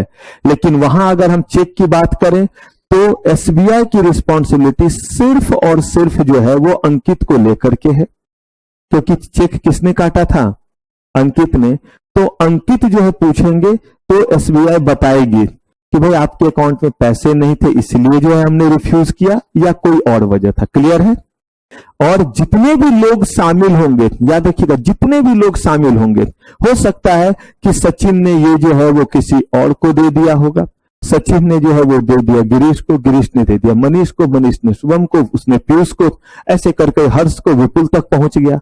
तो जिसको भी नहीं मिला है वो सब अपने से किसको, अपने से आगे वाले को स्यू कर सकते। और सारे लोग इस चेन में अकाउंट, जैसे विपुल को अगर लास्ट में गया तो विपुल जो है वो हर्ष को भी, पीयूष को भी, शुभम को भी, मनीष को भी, और ऐसे कर करके जो वो चेन में जहां तक लोग हैं उन सबको क्या कर सकते हैं, स्यू कर सकते हैं। लेकिन यहां पे एक पार्टी बिल्कुल साइड है, बैंक बोलता है कि मैं बीच में नहीं, मैं सिर्फ एक को जवाब दूंगा। और यहां सबको क्या करना पड़ेगा, अपने से नीचे के चेन वाले को जवाब देना पड़ेगा, अपने से ऊपर वाले को जवाब देने की जरूरत नहीं है। जैसे विपुल हर्ष से पूछ सकते हैं, हर्ष जो है वो किससे पूछ सकते हैं, पीयूष से पूछ सकते हैं। क्लियर है ये चीज। चलिए, एक चेक जो है वो कहा गया कि नॉर्मली ये वैलिड है कितने महीनों के लिए। इसका मतलब ये होता है कि अगर उस पे डेट दे दिया गया है तो उस डेट से लेकर के 3 महीने के भीतर आप प्रेजेंट कीजिए। अगर 3 महीने के भीतर नहीं करेंगे तो बैंक चाहे तो उसे रिफ्यूज कर सकता है लेने से। याद रखिएगा, ये बैंक चाहे तो रिफ्यूज कर सकता है, लेकिन बैंक हर केस में रिफ्यूज कर देती। बैंक को कहा गया है कि किस केस में रिफ्यूज करना ही है, ऑनर नहीं करेगा चेक को। और ये भी राइट दिया गया कि किस केस में चाहे तो रिफ्यूज करे, चाहे तो रिफ्यूज ना करे, तो वो इस लिस्ट में है। लेकिन बैंक अपने सेफ्टी के लिए हमेशा क्या कर देता है, रिफ्यूज कर देता है। हाँ जी,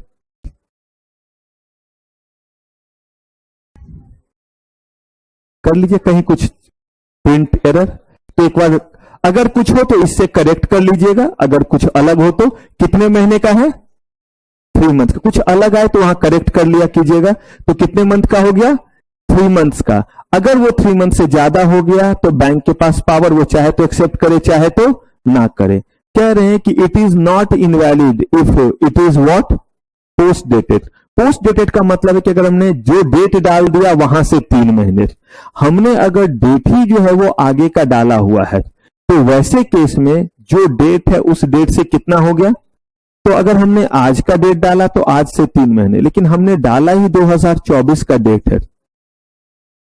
लेकिन याद रखिएगा, आगे आपको बताऊंगा, इस केस में भी बैंक के पास राइट है कि अगर कोई भी चेक पोस्ट डेटेड है या एंटी डेटेड है, यानी पहले से डेटेड है, ऐसे केस में अगर बैंक को डाउट होता है तो उसका जो है वो अपना डिस्क्रेशन है, वो चाहे तो चेक को डिसऑनर कर सकता है कि ये चेक जो है वो बहुत आगे का जो है वो डेटेड लग रहा है या बहुत ज्यादा पीछे का डेटेड लग रहा है, कहीं कोई मैनिपुलेट। ये सब आपके सिक्योरिटीज को लेकर के है कि कहीं ऐसा ना हो कि बैंक में जो है वो फ्रॉड चेक कोई क्या करा ले, ऑनर करा ले।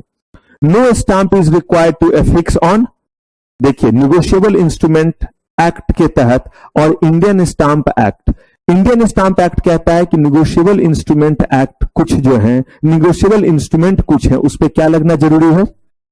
और स्टैंप सिर्फ लगना ही नहीं, बताऊंगा आपको, स्टैंप को प्रॉपरली कैंसिल भी किया जाता है।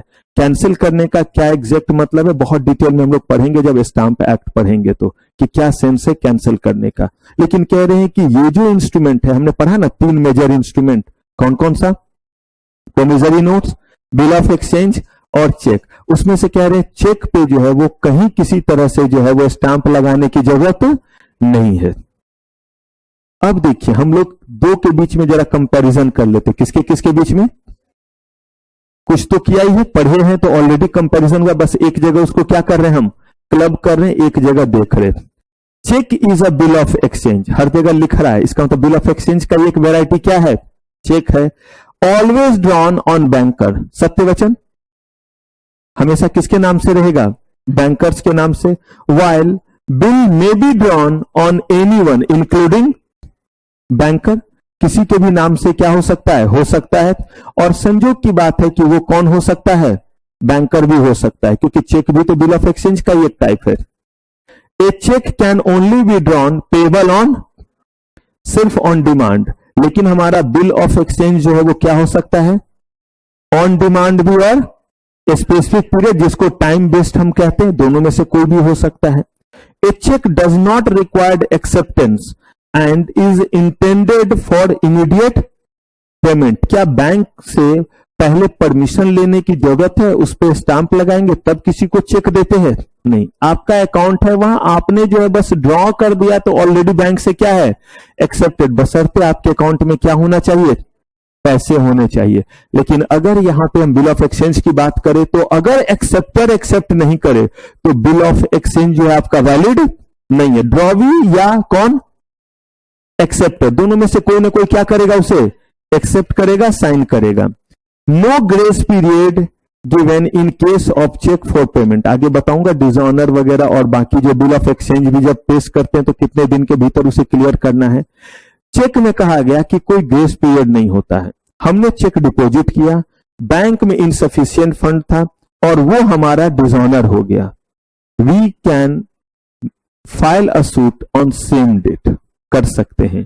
लेकिन अगर किसी ने हमें बिल ऑफ एक्सचेंज दिया है और हमने उस डेट को वहां पे से दिया है तो वैसे केस में 3 दिन का समय है। उस 3 दिन के बाद ही हम क्या करेंगे, अगर उस 3 दिन में भी पेमेंट नहीं आया तभी हम केस क्या कर सकते हैं, फाइल कर सकते हैं। अगर हमने मांगा, उसने मना कर दिया तो हम सीधे केस फाइल नहीं कर सकते, हमें कितने दिन तक रुकना पड़ेगा, 3 दिन तक का ग्रेस पीरियड मिलता है। लेकिन ये ग्रेस पीरियड किस केस में नहीं मिलेगा? चेक के केस में कोई ग्रेस पीरियड नहीं। बिल चेक बाउंस कर गया, केस फाइल आप कर सकते हैं। यानी जो भी रिमेडी है आप रिमेडी की तरफ जा सकते हैं। निगोशिएबल इंस्ट्रूमेंट जो रिमेडी दे या जो भी रिमेडी दे उस रिमेडी में जा सकते हैं। लेकिन बिल ऑफ एक्सचेंज में जो है ड्यू डेट पे पेमेंट नहीं हुआ, आप रिमेडी में नहीं जा सकते। आपको कितने दिन के बाद रिमेडी में जाने का राइट है? 3 दिन के बाद। The drawer of cheque is discharge only if he suffers any damage by delay in presentment for the payment। यानी ड्रॉवर ऑफ चेक डिस्चार्ज कभी जब वो क्या किया, चेक को प्रेजेंट करने में, उसको दिया था 3 महीने के लिए और वो क्या किया, वो जो है वो दिया ही नहीं। क्या नहीं दिया? चेक जो है वो जमा ही नहीं किया। अगर वो चेक जमा नहीं किया तो ताकि अगर उसने जो है वो चेक जमा नहीं किया तो ऐसे केस में अब मेरी जिम्मेदारी नहीं है, क्योंकि मैंने जो है वो कितने दिन का जो है वो टाइम दिया था। चेक पे कितने दिन का वैलिडिटी रहता है? 3 महीने का, और वो आ ही रहा है 4थे महीने में, तो मेरी कोई जिम्मेदारी है प्रेजेंट करना? उसका काम था। मैं डिस्चार्ज हो गया, डिस्चार्ज होने का मतलब मेरी कोई रिस्पॉन्सिबिलिटी नहीं रही। यहां पे कहते हैं drawer of bill of exchange if it is not presented for payment. क्यों? क्योंकि ये कैसा था, डिमांड वाला था या टाइम स्पेसिफाइड? यही अगर ऑन डिमांड वाला रहता तो तब नहीं होता। ये टाइम पीरियड वाला था, इसका भी टाइम मिलता है। इसलिए notice of dishonour of cheque is not necessary. लेकिन इसमें हमेशा क्या देना पड़ता है? हम बिल ऑफ एक्सचेंज जब पढ़े थे तो भी पढ़े थे कि आप हमें पहले नोटिस दीजिए कि आपने जो हमें जो है वो बिल जो दिया था वो क्या हो गया, डिसऑनर हो गया, विराट ने नहीं दिया। ये सूचना देना पड़ेगा अंकित को, उसके बाद ही हम क्या, और अगर अंकित दे दिया तो हम कोई कार्रवाई नहीं करेंगे, और नहीं देगा तभी हम क्या कर सकते हैं, कोई कार्रवाई। इसलिए नोटिस देना कंपलसरी है। A check being a revocable mandate, the authority may be revoked by countermanding payment and is determined by notice of customer's death or insolvency। मान लीजिए एक चेक जो है वो इशू किया, अंकित ने जो है नहीं, मुझे इशू करना पड़ेगा। मान लीजिए कि एक चेक है और मैंने जो है ये एक चेक जो है वो सचिन को दिया। ये चेक अगर मैंने सचिन को दिया और मुझे ऐसा लग रहा है कि मुझे तो सचिन से पैसे और भी लेने हैं, क्योंकि इस बीच में मेरे उनके बीच में और भी ट्रेड हुआ और मेरा पेमेंट कर ही नहीं रहे हैं। अगर कुछ ऐसा है तो जो मैंने उनको 1 लाख का चेक दिया 12 रुपए अकाउंट में रहते हुए, जो मैंने ओडी लिमिट के बेसिस पे, मेरा अकाउंट में ओडी लिमिट है तो उसके बेसिस पे मैंने 1 लाख का क्लियर करना जरूरी है। नहीं तो अगला एस्पेक्ट आप यही बोलते 12 रुपए रख करके कितना का चेक दिया, 1 लाख। पासबुक देता ही नहीं। जिसके अकाउंट में 12 रुपए हो तो उसको पासबुक नहीं, वो मुक्का देते हैं, और जब वो पासबुक मांगने जाते हैं तो अब जो है मैंने कितना का चेक दिया सचिन को, 1 लाख का। 1 लाख का चेक दिया, लेकिन मुझे लगा कि इस बीच में सचिन से भी मुझे पैसे लेने और मेरा पैसा नहीं दे रहे। मैं चाहूं तो उस डेट से पहले, जो डेट मैंने उसमें दिया हुआ है, चेक के मेरे बैंक में जाने से पहले मैं उसे रिवोक कर सकता हूं और मैं जो है वो चेक को क्लोज कर सकता हूं। और चेक को कहते हैं स्टॉप पेमेंट, यानी कि मैं जो है वो क्या कर सकता हूं, पेमेंट देने से मना कर सकता हूं। ये एक सिचुएशन। दूसरा, मैं तय कर गया इसीलिए हटाना पड़ा दूसरे को, या मैं जो है वो इंसॉल्वेंट हो गया, दिवालिया हो गया। ऐसे केस में जो है वो चेक का पेमेंट क्या हो जाएगा, रुक जाएगा। ऑलरेडी चेक इशूड है तो भी। This is not so in case of bill. जिसने जारी किया है उसकी रिस्पॉन्सिबिलिटी है, वो नहीं देगा तो उसके जो प्रॉपर्टीज हैं उस प्रॉपर्टी से वो क्या किया जाएगा, रिकवर किया जाएगा। और उसको बोलते हैं attached as arrear of land revenue. क्या बोलते हैं, अटैच्ड एज एरियर ऑफ, जिसका मतलब आसान शब्दों में उनके सामानों की कुर्की जब्ती करना या उनके सामानों को बेच करके पैसा क्या किया जाएगा। अगर उनके नाम से कोई प्रॉपर्टी नहीं होगा तब तो आप कुछ भी रिकवर नहीं कर सकते। अगर ऐसा बंदा बिल ऑफ एक्सचेंज देगा तो किसी को किसी ने काट खाया हो तो वही बंदा क्या करेगा, उसे एक्सेप्ट करेगा। तभी तो आपका जो अकोमोडेशन बिल वगैरह ज्यादा चलता है कि पता नहीं ये बंदा खुद भाग भूग जाए या मर मुड़ जाए तो मुझे पैसे कहां से मिलेंगे। ए चेक में भी crossed, A bill can not B crossed. अब ये क्रॉस्ड होता कैसे बताऊंगा कि चेक को क्रॉस करने का क्या मतलब है। और इतना ही नहीं, चेक को अलग अलग तरीके से जो क्रॉस करते हैं उसका अलग अलग मतलब होता है। 2 लाइन जो है वो लिया, खींच दिया, इसका कुछ मतलब है। और लाइन लिखने के बाद इसमें जो है वो नॉन निगोशिएबल लिख दिया, उसका कुछ और मतलब है। तो इसमें अलग अलग चेक के क्रॉस करने का अलग अलग मतलब होता है। A cheque are bill of exchange, जितने भी चेक है वो क्या है, लेकिन सारे के सारे बिल ऑफ एक्सचेंज चेक। तो बिल आपके जितने भी जो है वो बिल ऑफ एक्सचेंज है वो कब चेक बनेंगे, जब वो ड्रॉन किसके फेवर में हो, जबकि ऐसा नहीं होता, वो तो आम इंसान के नाम से भी क्या होता है, ड्रॉन होता है। चलिए अब यहां कह रहे ऑब्लिगेशन एंड राइट ऑफ किसका, बैंकर्स। तो बैंकर्स के जो है वो क्या क्या जो है वो ऑब्लिगेशन और क्या क्या जो है वो राइट है। तो बड़ा सिंपल सा चीज है, ऑनर करेगा किस चीज को, चेक को। Obligation to collect cheque and draft on behalf of customer, यानी कि मेरा अगर अकाउंट है, मैंने चेक इशू किया है, तो मेरे चेक को कलेक्ट भी करेगा। अगर मैं कोई चेक लेकर के गया और मैंने कोई चेक दिया तो उसको क्या करेगा, ऑनर भी करेगा। Obligation to keep proper record of transaction with the customer, मेरे किस किस चेक से किस किस डेट में कितना कितना पैसा जो है वो गया है, इस सबका क्या रखिए, रिकॉर्ड। और आपका पासबुक या आपको ऑनलाइन ही जो मिलता है रिकॉर्ड, वो क्या है, इसी चीज को तो बतलाता है कि इतने चेक नंबर भी लिखा रहेगा। आजकल तो और अच्छा फैसिलिटी है, आपका चेक अगर बैंक में लगने वाला है तो उससे पहले आपको मैसेज आ जाएगा कि amount, cheque amounting rupees this is going to hit into your account, if it is not made by you, आप जो है उसको रोक सकते हैं। आता है ऐसा, तो ये भी जो है वो एक फैसिलिटी है। नहीं है तो यूज करेंगे तो आएगा। Obligation to comply with express standing instruction of the customer, क्या वो पूछेगा कि ये किसको दिए, क्यों दिए, किस लिए दिए। अकाउंट में पैसा है, हमारे स्टैंडिंग इंस्ट्रक्शन का मतलब है कि मैंने चाहे 4 चेक दिए हो चाहे 5 चेक दिया हो, अगर मेरा इस बैंक में अकाउंट है तो इसका मतलब है ये ऑलवेज इन स्टैंडिंग, आपका जो स्टैंडिंग इंस्ट्रक्शन है कि जब जब मैं कोई चेक इशू करूंगा उस चेक को आप क्या करेंगे, ऑनर करेंगे, क्लियर करेंगे। स्टैंडिंग इंस्ट्रक्शन का यही मतलब होता है कि मैंने जो इंस्ट्रक्शन दिया है ये इंस्ट्रक्शन आप हर केस में क्या करेंगे, फॉलो करेंगे। इसी को हम क्या बोल देते हैं, स्टैंडिंग इंस्ट्रक्शन बोल देते हैं। Obligation to give reasonable notice to customer if the banker wishes to close the account, अगर अकाउंट क्लोज करना है तो क्या करेंगे, पहले जो है वो आप उनको नोटिस देंगे और बतलाएंगे कि भाई हम या तो किस कारण से आपका अकाउंट क्या कर रहे हैं, क्लोज कर रहे हैं। Obligation not to disclose the state of customer's account to anyone else, यानी आप भले मेरा अकाउंट नंबर जान ले, क्योंकि अकाउंट नंबर जानेंगे तभी तो उसमें आप पैसे डालेंगे। तो वो मैंने आपको जो है अकाउंट नंबर दे दिया, सब दे दिया, लेकिन आप सोचेंगे अच्छा बहुत 12-12 रुपया बोलते जाते, जरा पता करते हैं कि अकाउंट में कितने पैसे हैं। अगर आप ये पता करने जाएंगे तो वो आपको नहीं बताएंगे। और आप आज के समय में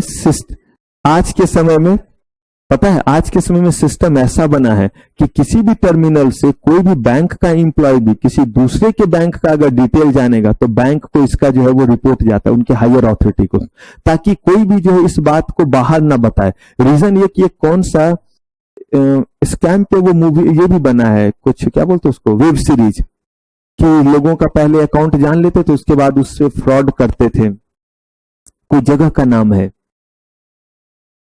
हाँ जामतारा, कुछ ऐसा ही नाम, जमतारा या जामतारा जो भी हो। तो उसमें, और ये झूठ पे नहीं बना है, ये जो है वो बहुत बड़ा इसका, और अभी भी चल ही रहा है।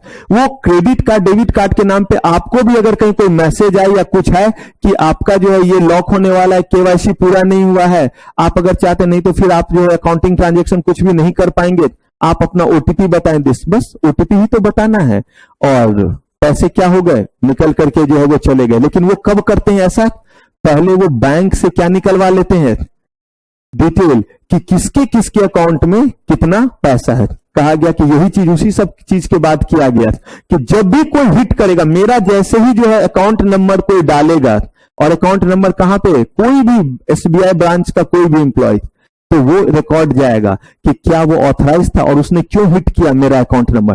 क्या मैंने जो है वो विड्रॉल करने जाएंगे तो मेरा अकाउंट नंबर डालेगा, या कुछ और करने, मैं तो कुछ करने गया ही नहीं हूं। तो ऐसे केस में कंप्लीट लॉग बनता है और उसको अकाउंट एक्सेस लॉग बोलते हैं कि कब किस स्टाफ ने मेरे अकाउंट को क्या किया है, एक्सेस किया है।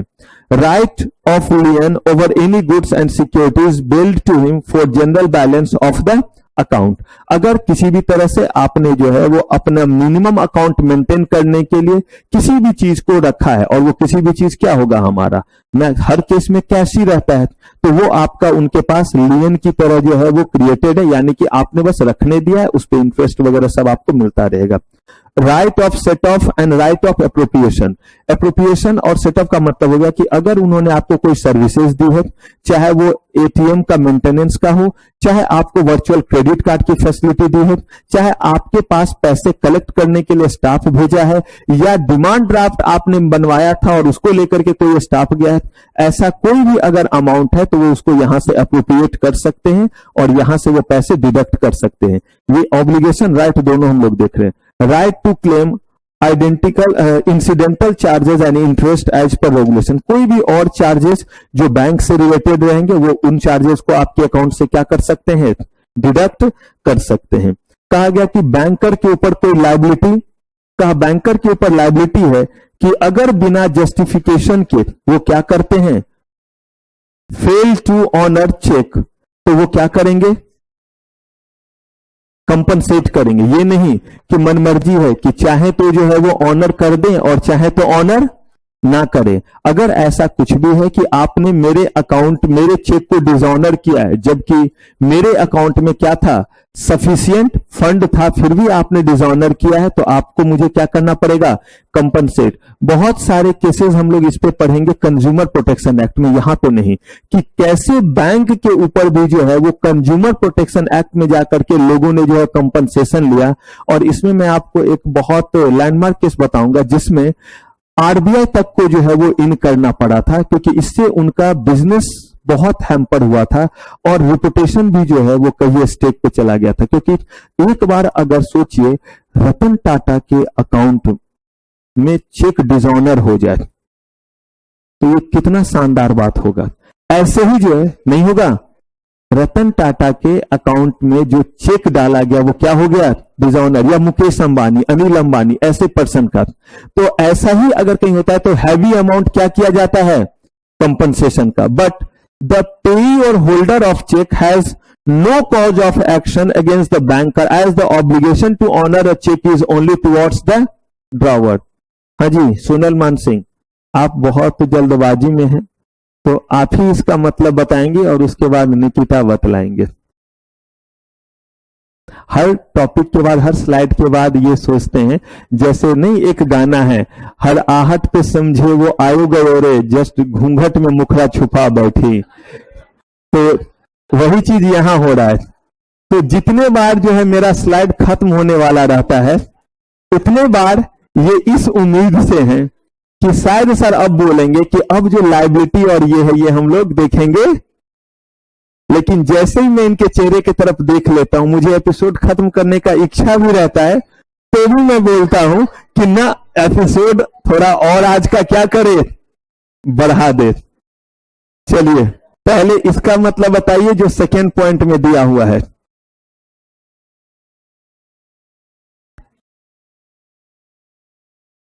क्या मतलब है, सबके लिए है, जो बताएगा उसी की छुट्टी होगी, बाकी तो कल सैटरडे है। हाँ बस अभी थोड़ी देर वही बस जानना चाह रहा हूं कि जगे हुए हैं, सो गए, किस दुनिया में है, कहां खोए हैं। तो यही तो अभी हमने पढ़ा था कि जिसने जो है वो अपना अकाउंट ओपन किया है, जिसने चेक दिया है, वो सिर्फ बैंक से पूछ सकता है कि बता तेरी रजा क्या है। कोई और जो है वो नहीं पूछ सकता है कि क्यों तूने क्या कर दिया, डिसऑनर किया। The banker must also maintain what, proper and accurate account of credit and. सही बोली तो कोई बहुत टेक्निकल चीज नहीं है, लेकिन एक बार अगर हम गो थ्रू नहीं करेंगे तो आप कितने होनहार है आपको तो पता है। अगर शॉर्ट नोट्स में आ गया तो चेक के बारे में शॉर्ट नोट्स आ गया तो भी दिमाग जो है वो बाएं दाएं क्या होने लगेगा, हिलने लगेगा। He must honour a cheque presented in due course, यानी कि किसी और किसी को किसी भी तरीके से ट्रांसफर किया गया, आप उसको क्या करेंगे, ऑनर करेंगे। लायबिलिटी, आपका लायबिलिटी हम लोग देख रहे हैं। When banker must refuse. अब देखिए दो तरह की यहां पे जो है वो लायबिलिटी आएगी। एक, बैंकर जो है वो किस किस केस में क्या करेगा, रिफ्यूज करेगा ही करेगा, और एक है कि कब वो चाहे तो रिफ्यूज कर सकता है और कब चाहे तो refuse.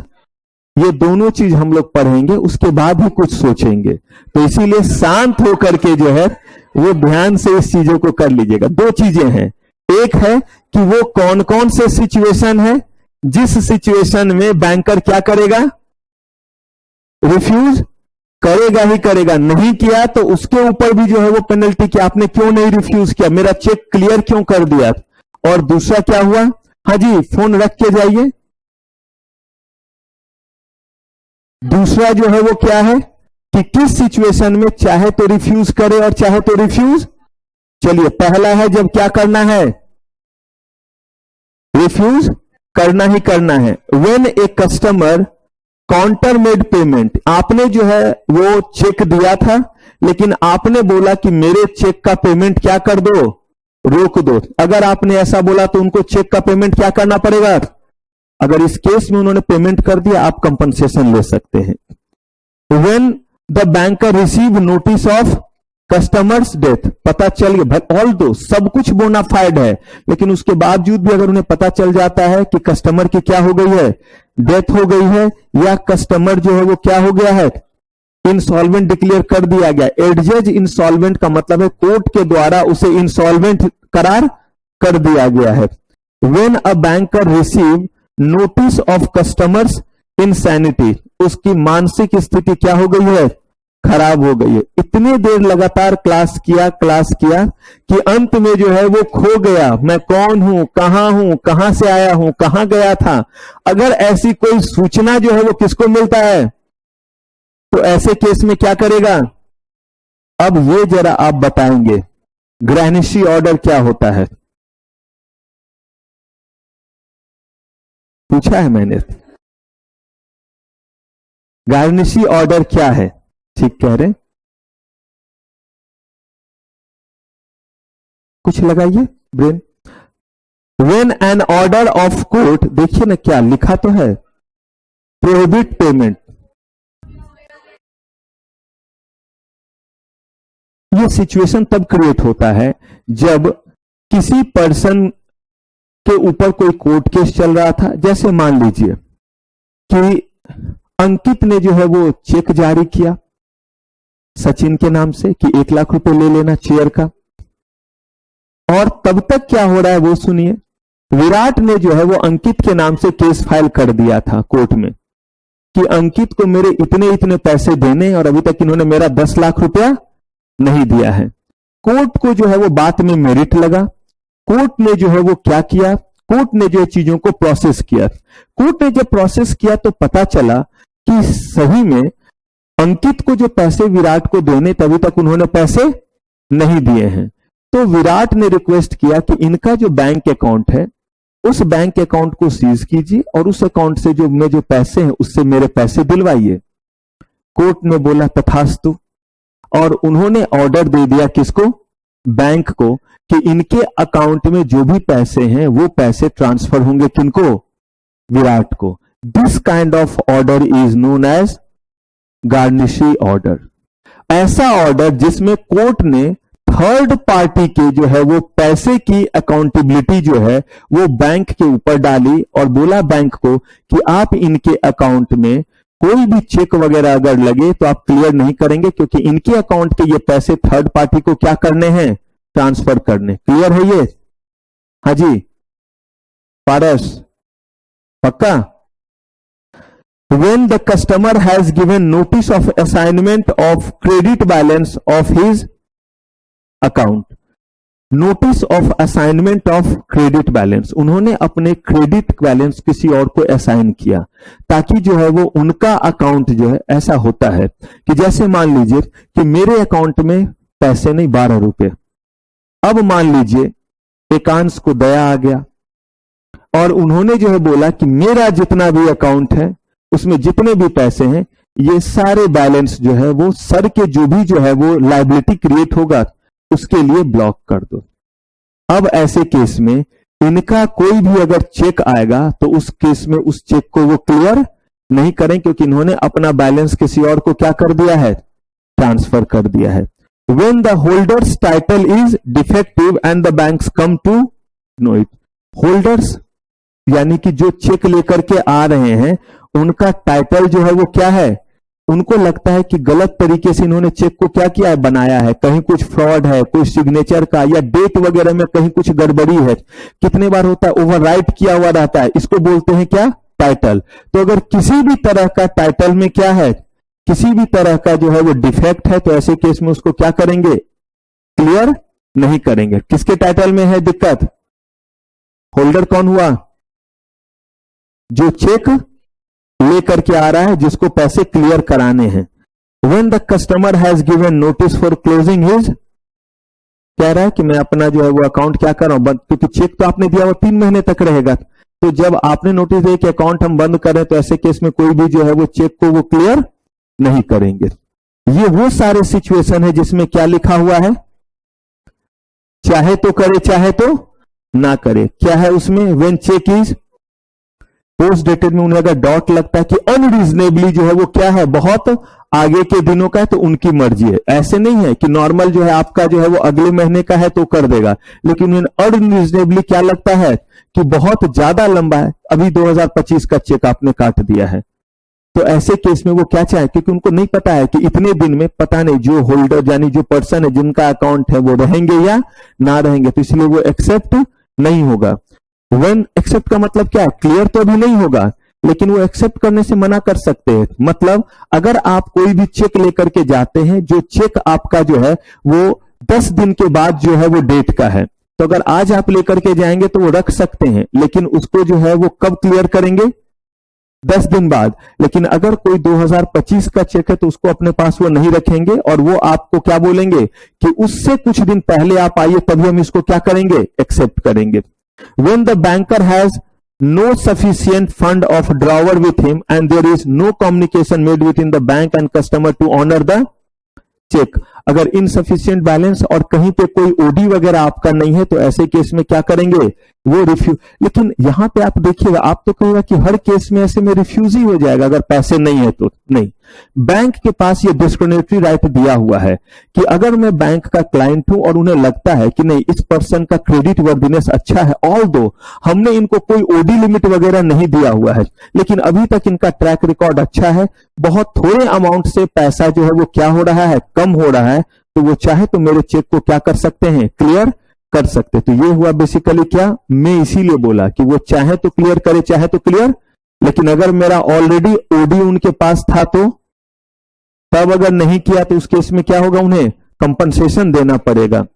When the cheque is of doubtful legality, signature में दिक्कत, कहीं भी डेट वगैरह को लेकर के दिक्कत या ओवर राइटिंग वगैरह है उसको लेकर के। When the cheque is not duly presented, यानी कि आप जो है वो 4 बजे के बाद बैंक में लेके जा रहे हैं, तो बैंक की मर्जी है। कितने बार ऐसा होता है, हम लोग लेट जाते हैं, बैंक में अच्छा रिलेशन तो वो जो है वो रख भी लिया, लेकिन उनका मर्जी है।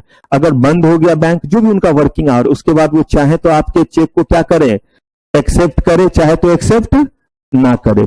When the check is on the face of it is irregular, ambiguous or otherwise materially, यानी कि इरेगुलर चेक उस चेक को कहा जाता है जो चेक आरबीआई के गाइडलाइन के अकॉर्डिंग नहीं बना हुआ है। एम्बिगुअस का मतलब हुआ कि जिसमें आपने जिसका नाम लिखा है वो क्लियर नहीं है, या डेट वगैरह जो आपने लिखा है वो ऐसा लगता है जैसे बार बार काट करके या पेन से ओवरराइट करके लिखा गया। अगर ऐसा कुछ है तो वो क्या कर सकते हैं, उसको डिनाई कर सकते, रिफ्यूज कर सकते। When the check is presented at branch where the customer has no account, यानी मैं किसी और ब्रांच में जा रहा हूं तो, लेकिन इस केस में आप देखिएगा आज के समय में शायद ही कोई ऐसा बैंक है जो रिफ्यूज करता है, लेकिन बैंक को ये राइट दिया हुआ है। रीजन ये है कि हर बैंक अपने जो है वो क्लाइंट के जो है वो लोड के बेसिस पे जो है वो अपना स्टाफ रखता है, तो वो इस ग्राउंड पे उसको रिफ्यूज कर सकता है कि अगर हम दूसरे जो है वो ब्रांच के चीजों को देखने लगेंगे तब तो हमें स्टाफ क्या करना पड़ेगा, इंक्रीज करना पड़ेगा। लेकिन जब से ज्यादा जो है वो प्राइवेटाइजेशन हुआ बैंकिंग एरिया में, तब से अब सरकारी बैंक भी इस चीज को मानने लगे, और प्राइवेट में तो कोई ऐसा आपको बैंक नहीं मिलेगा जो इस ग्राउंड पे आपके चेक को क्या कर दे, रिफ्यूज कर दे। when some person have joint account and check is not signed jointly or by the survivor। देखिए होता यह है कि जो ज्वाइंट अकाउंट है उसमें इंस्ट्रक्शन दिए हुए रहते हैं कि दोनों साइन करेंगे। अगर दोनों ने साइन नहीं किया हुआ है लेकिन जो उसमें मेजर पर्सन है या जो रेगुलरली जो है वो डील करते हैं, अगर उनका सिग्नेचर है तो बैंक चाहे तो उस चेक को क्या कर सकता है, क्लियर कर सकता है। जैसे मेरा और पापा का अगर एक साथ अकाउंट, लेकिन पापा ही उस अकाउंट को हमेशा क्या कर रहे हैं, ऑपरेट कर रहे हैं, उस केस में अगर उन्होंने उस अकाउंट से कोई चेक दिया हुआ है तो अगर बैंक देखती है कि उस पर मेरा सिग्नेचर नहीं है तो बैंक चाहे तो उस चेक को क्या कर सकती है, रिफ्यूज कर सकती है, और चाहे तो उसे क्या कर ले, एक्सेप्ट कर ले। लेकिन दोनों में से किसी का साइन नहीं है तो, और अगर फ्रॉड साइन है तो रिफ्यूज करना ही है। When the check has been allowed to become stale, that is, it is कितने दिन के बाद ये आया है, स्टेल का मतलब जैसे सड़ जाना होता है वैसे ही कि 3 महीने के बाद अगर आया है तो ऐसे केस में इसको एक्सेप्ट नहीं किया जाएगा। चेक के बारे में बहुत चीज हमें जानना है और वो और भी चीज है, लेकिन चेक में कौन कौन सा प्रोटेक्शन बैंकर के पास भी, कब आप बैंकर को रिस्पॉन्सिबल क्रिएट नहीं कर सकते हैं, चेक को किस किस तरह से हम क्रॉस कर सकते हैं और उस क्रॉस का जो है वो क्या मतलब होगा, साथ ही साथ इसमें हमारा जो है वो ड्राफ्ट से रिलेटेड या निगोशिएबल इंस्ट्रूमेंट कोई भी हमारा डिसऑनर हो गया तो हम कैसे केस वगैरह फाइल कर सकते हैं। तो ये सारा कुछ हम लोग देखेंगे नेक्स्ट एपिसोड में। चलिए तो फिलहाल आज की सारी सेवा समाप्त। थैंक यू वेरी मच, आपका बहुत बहुत धन्यवाद।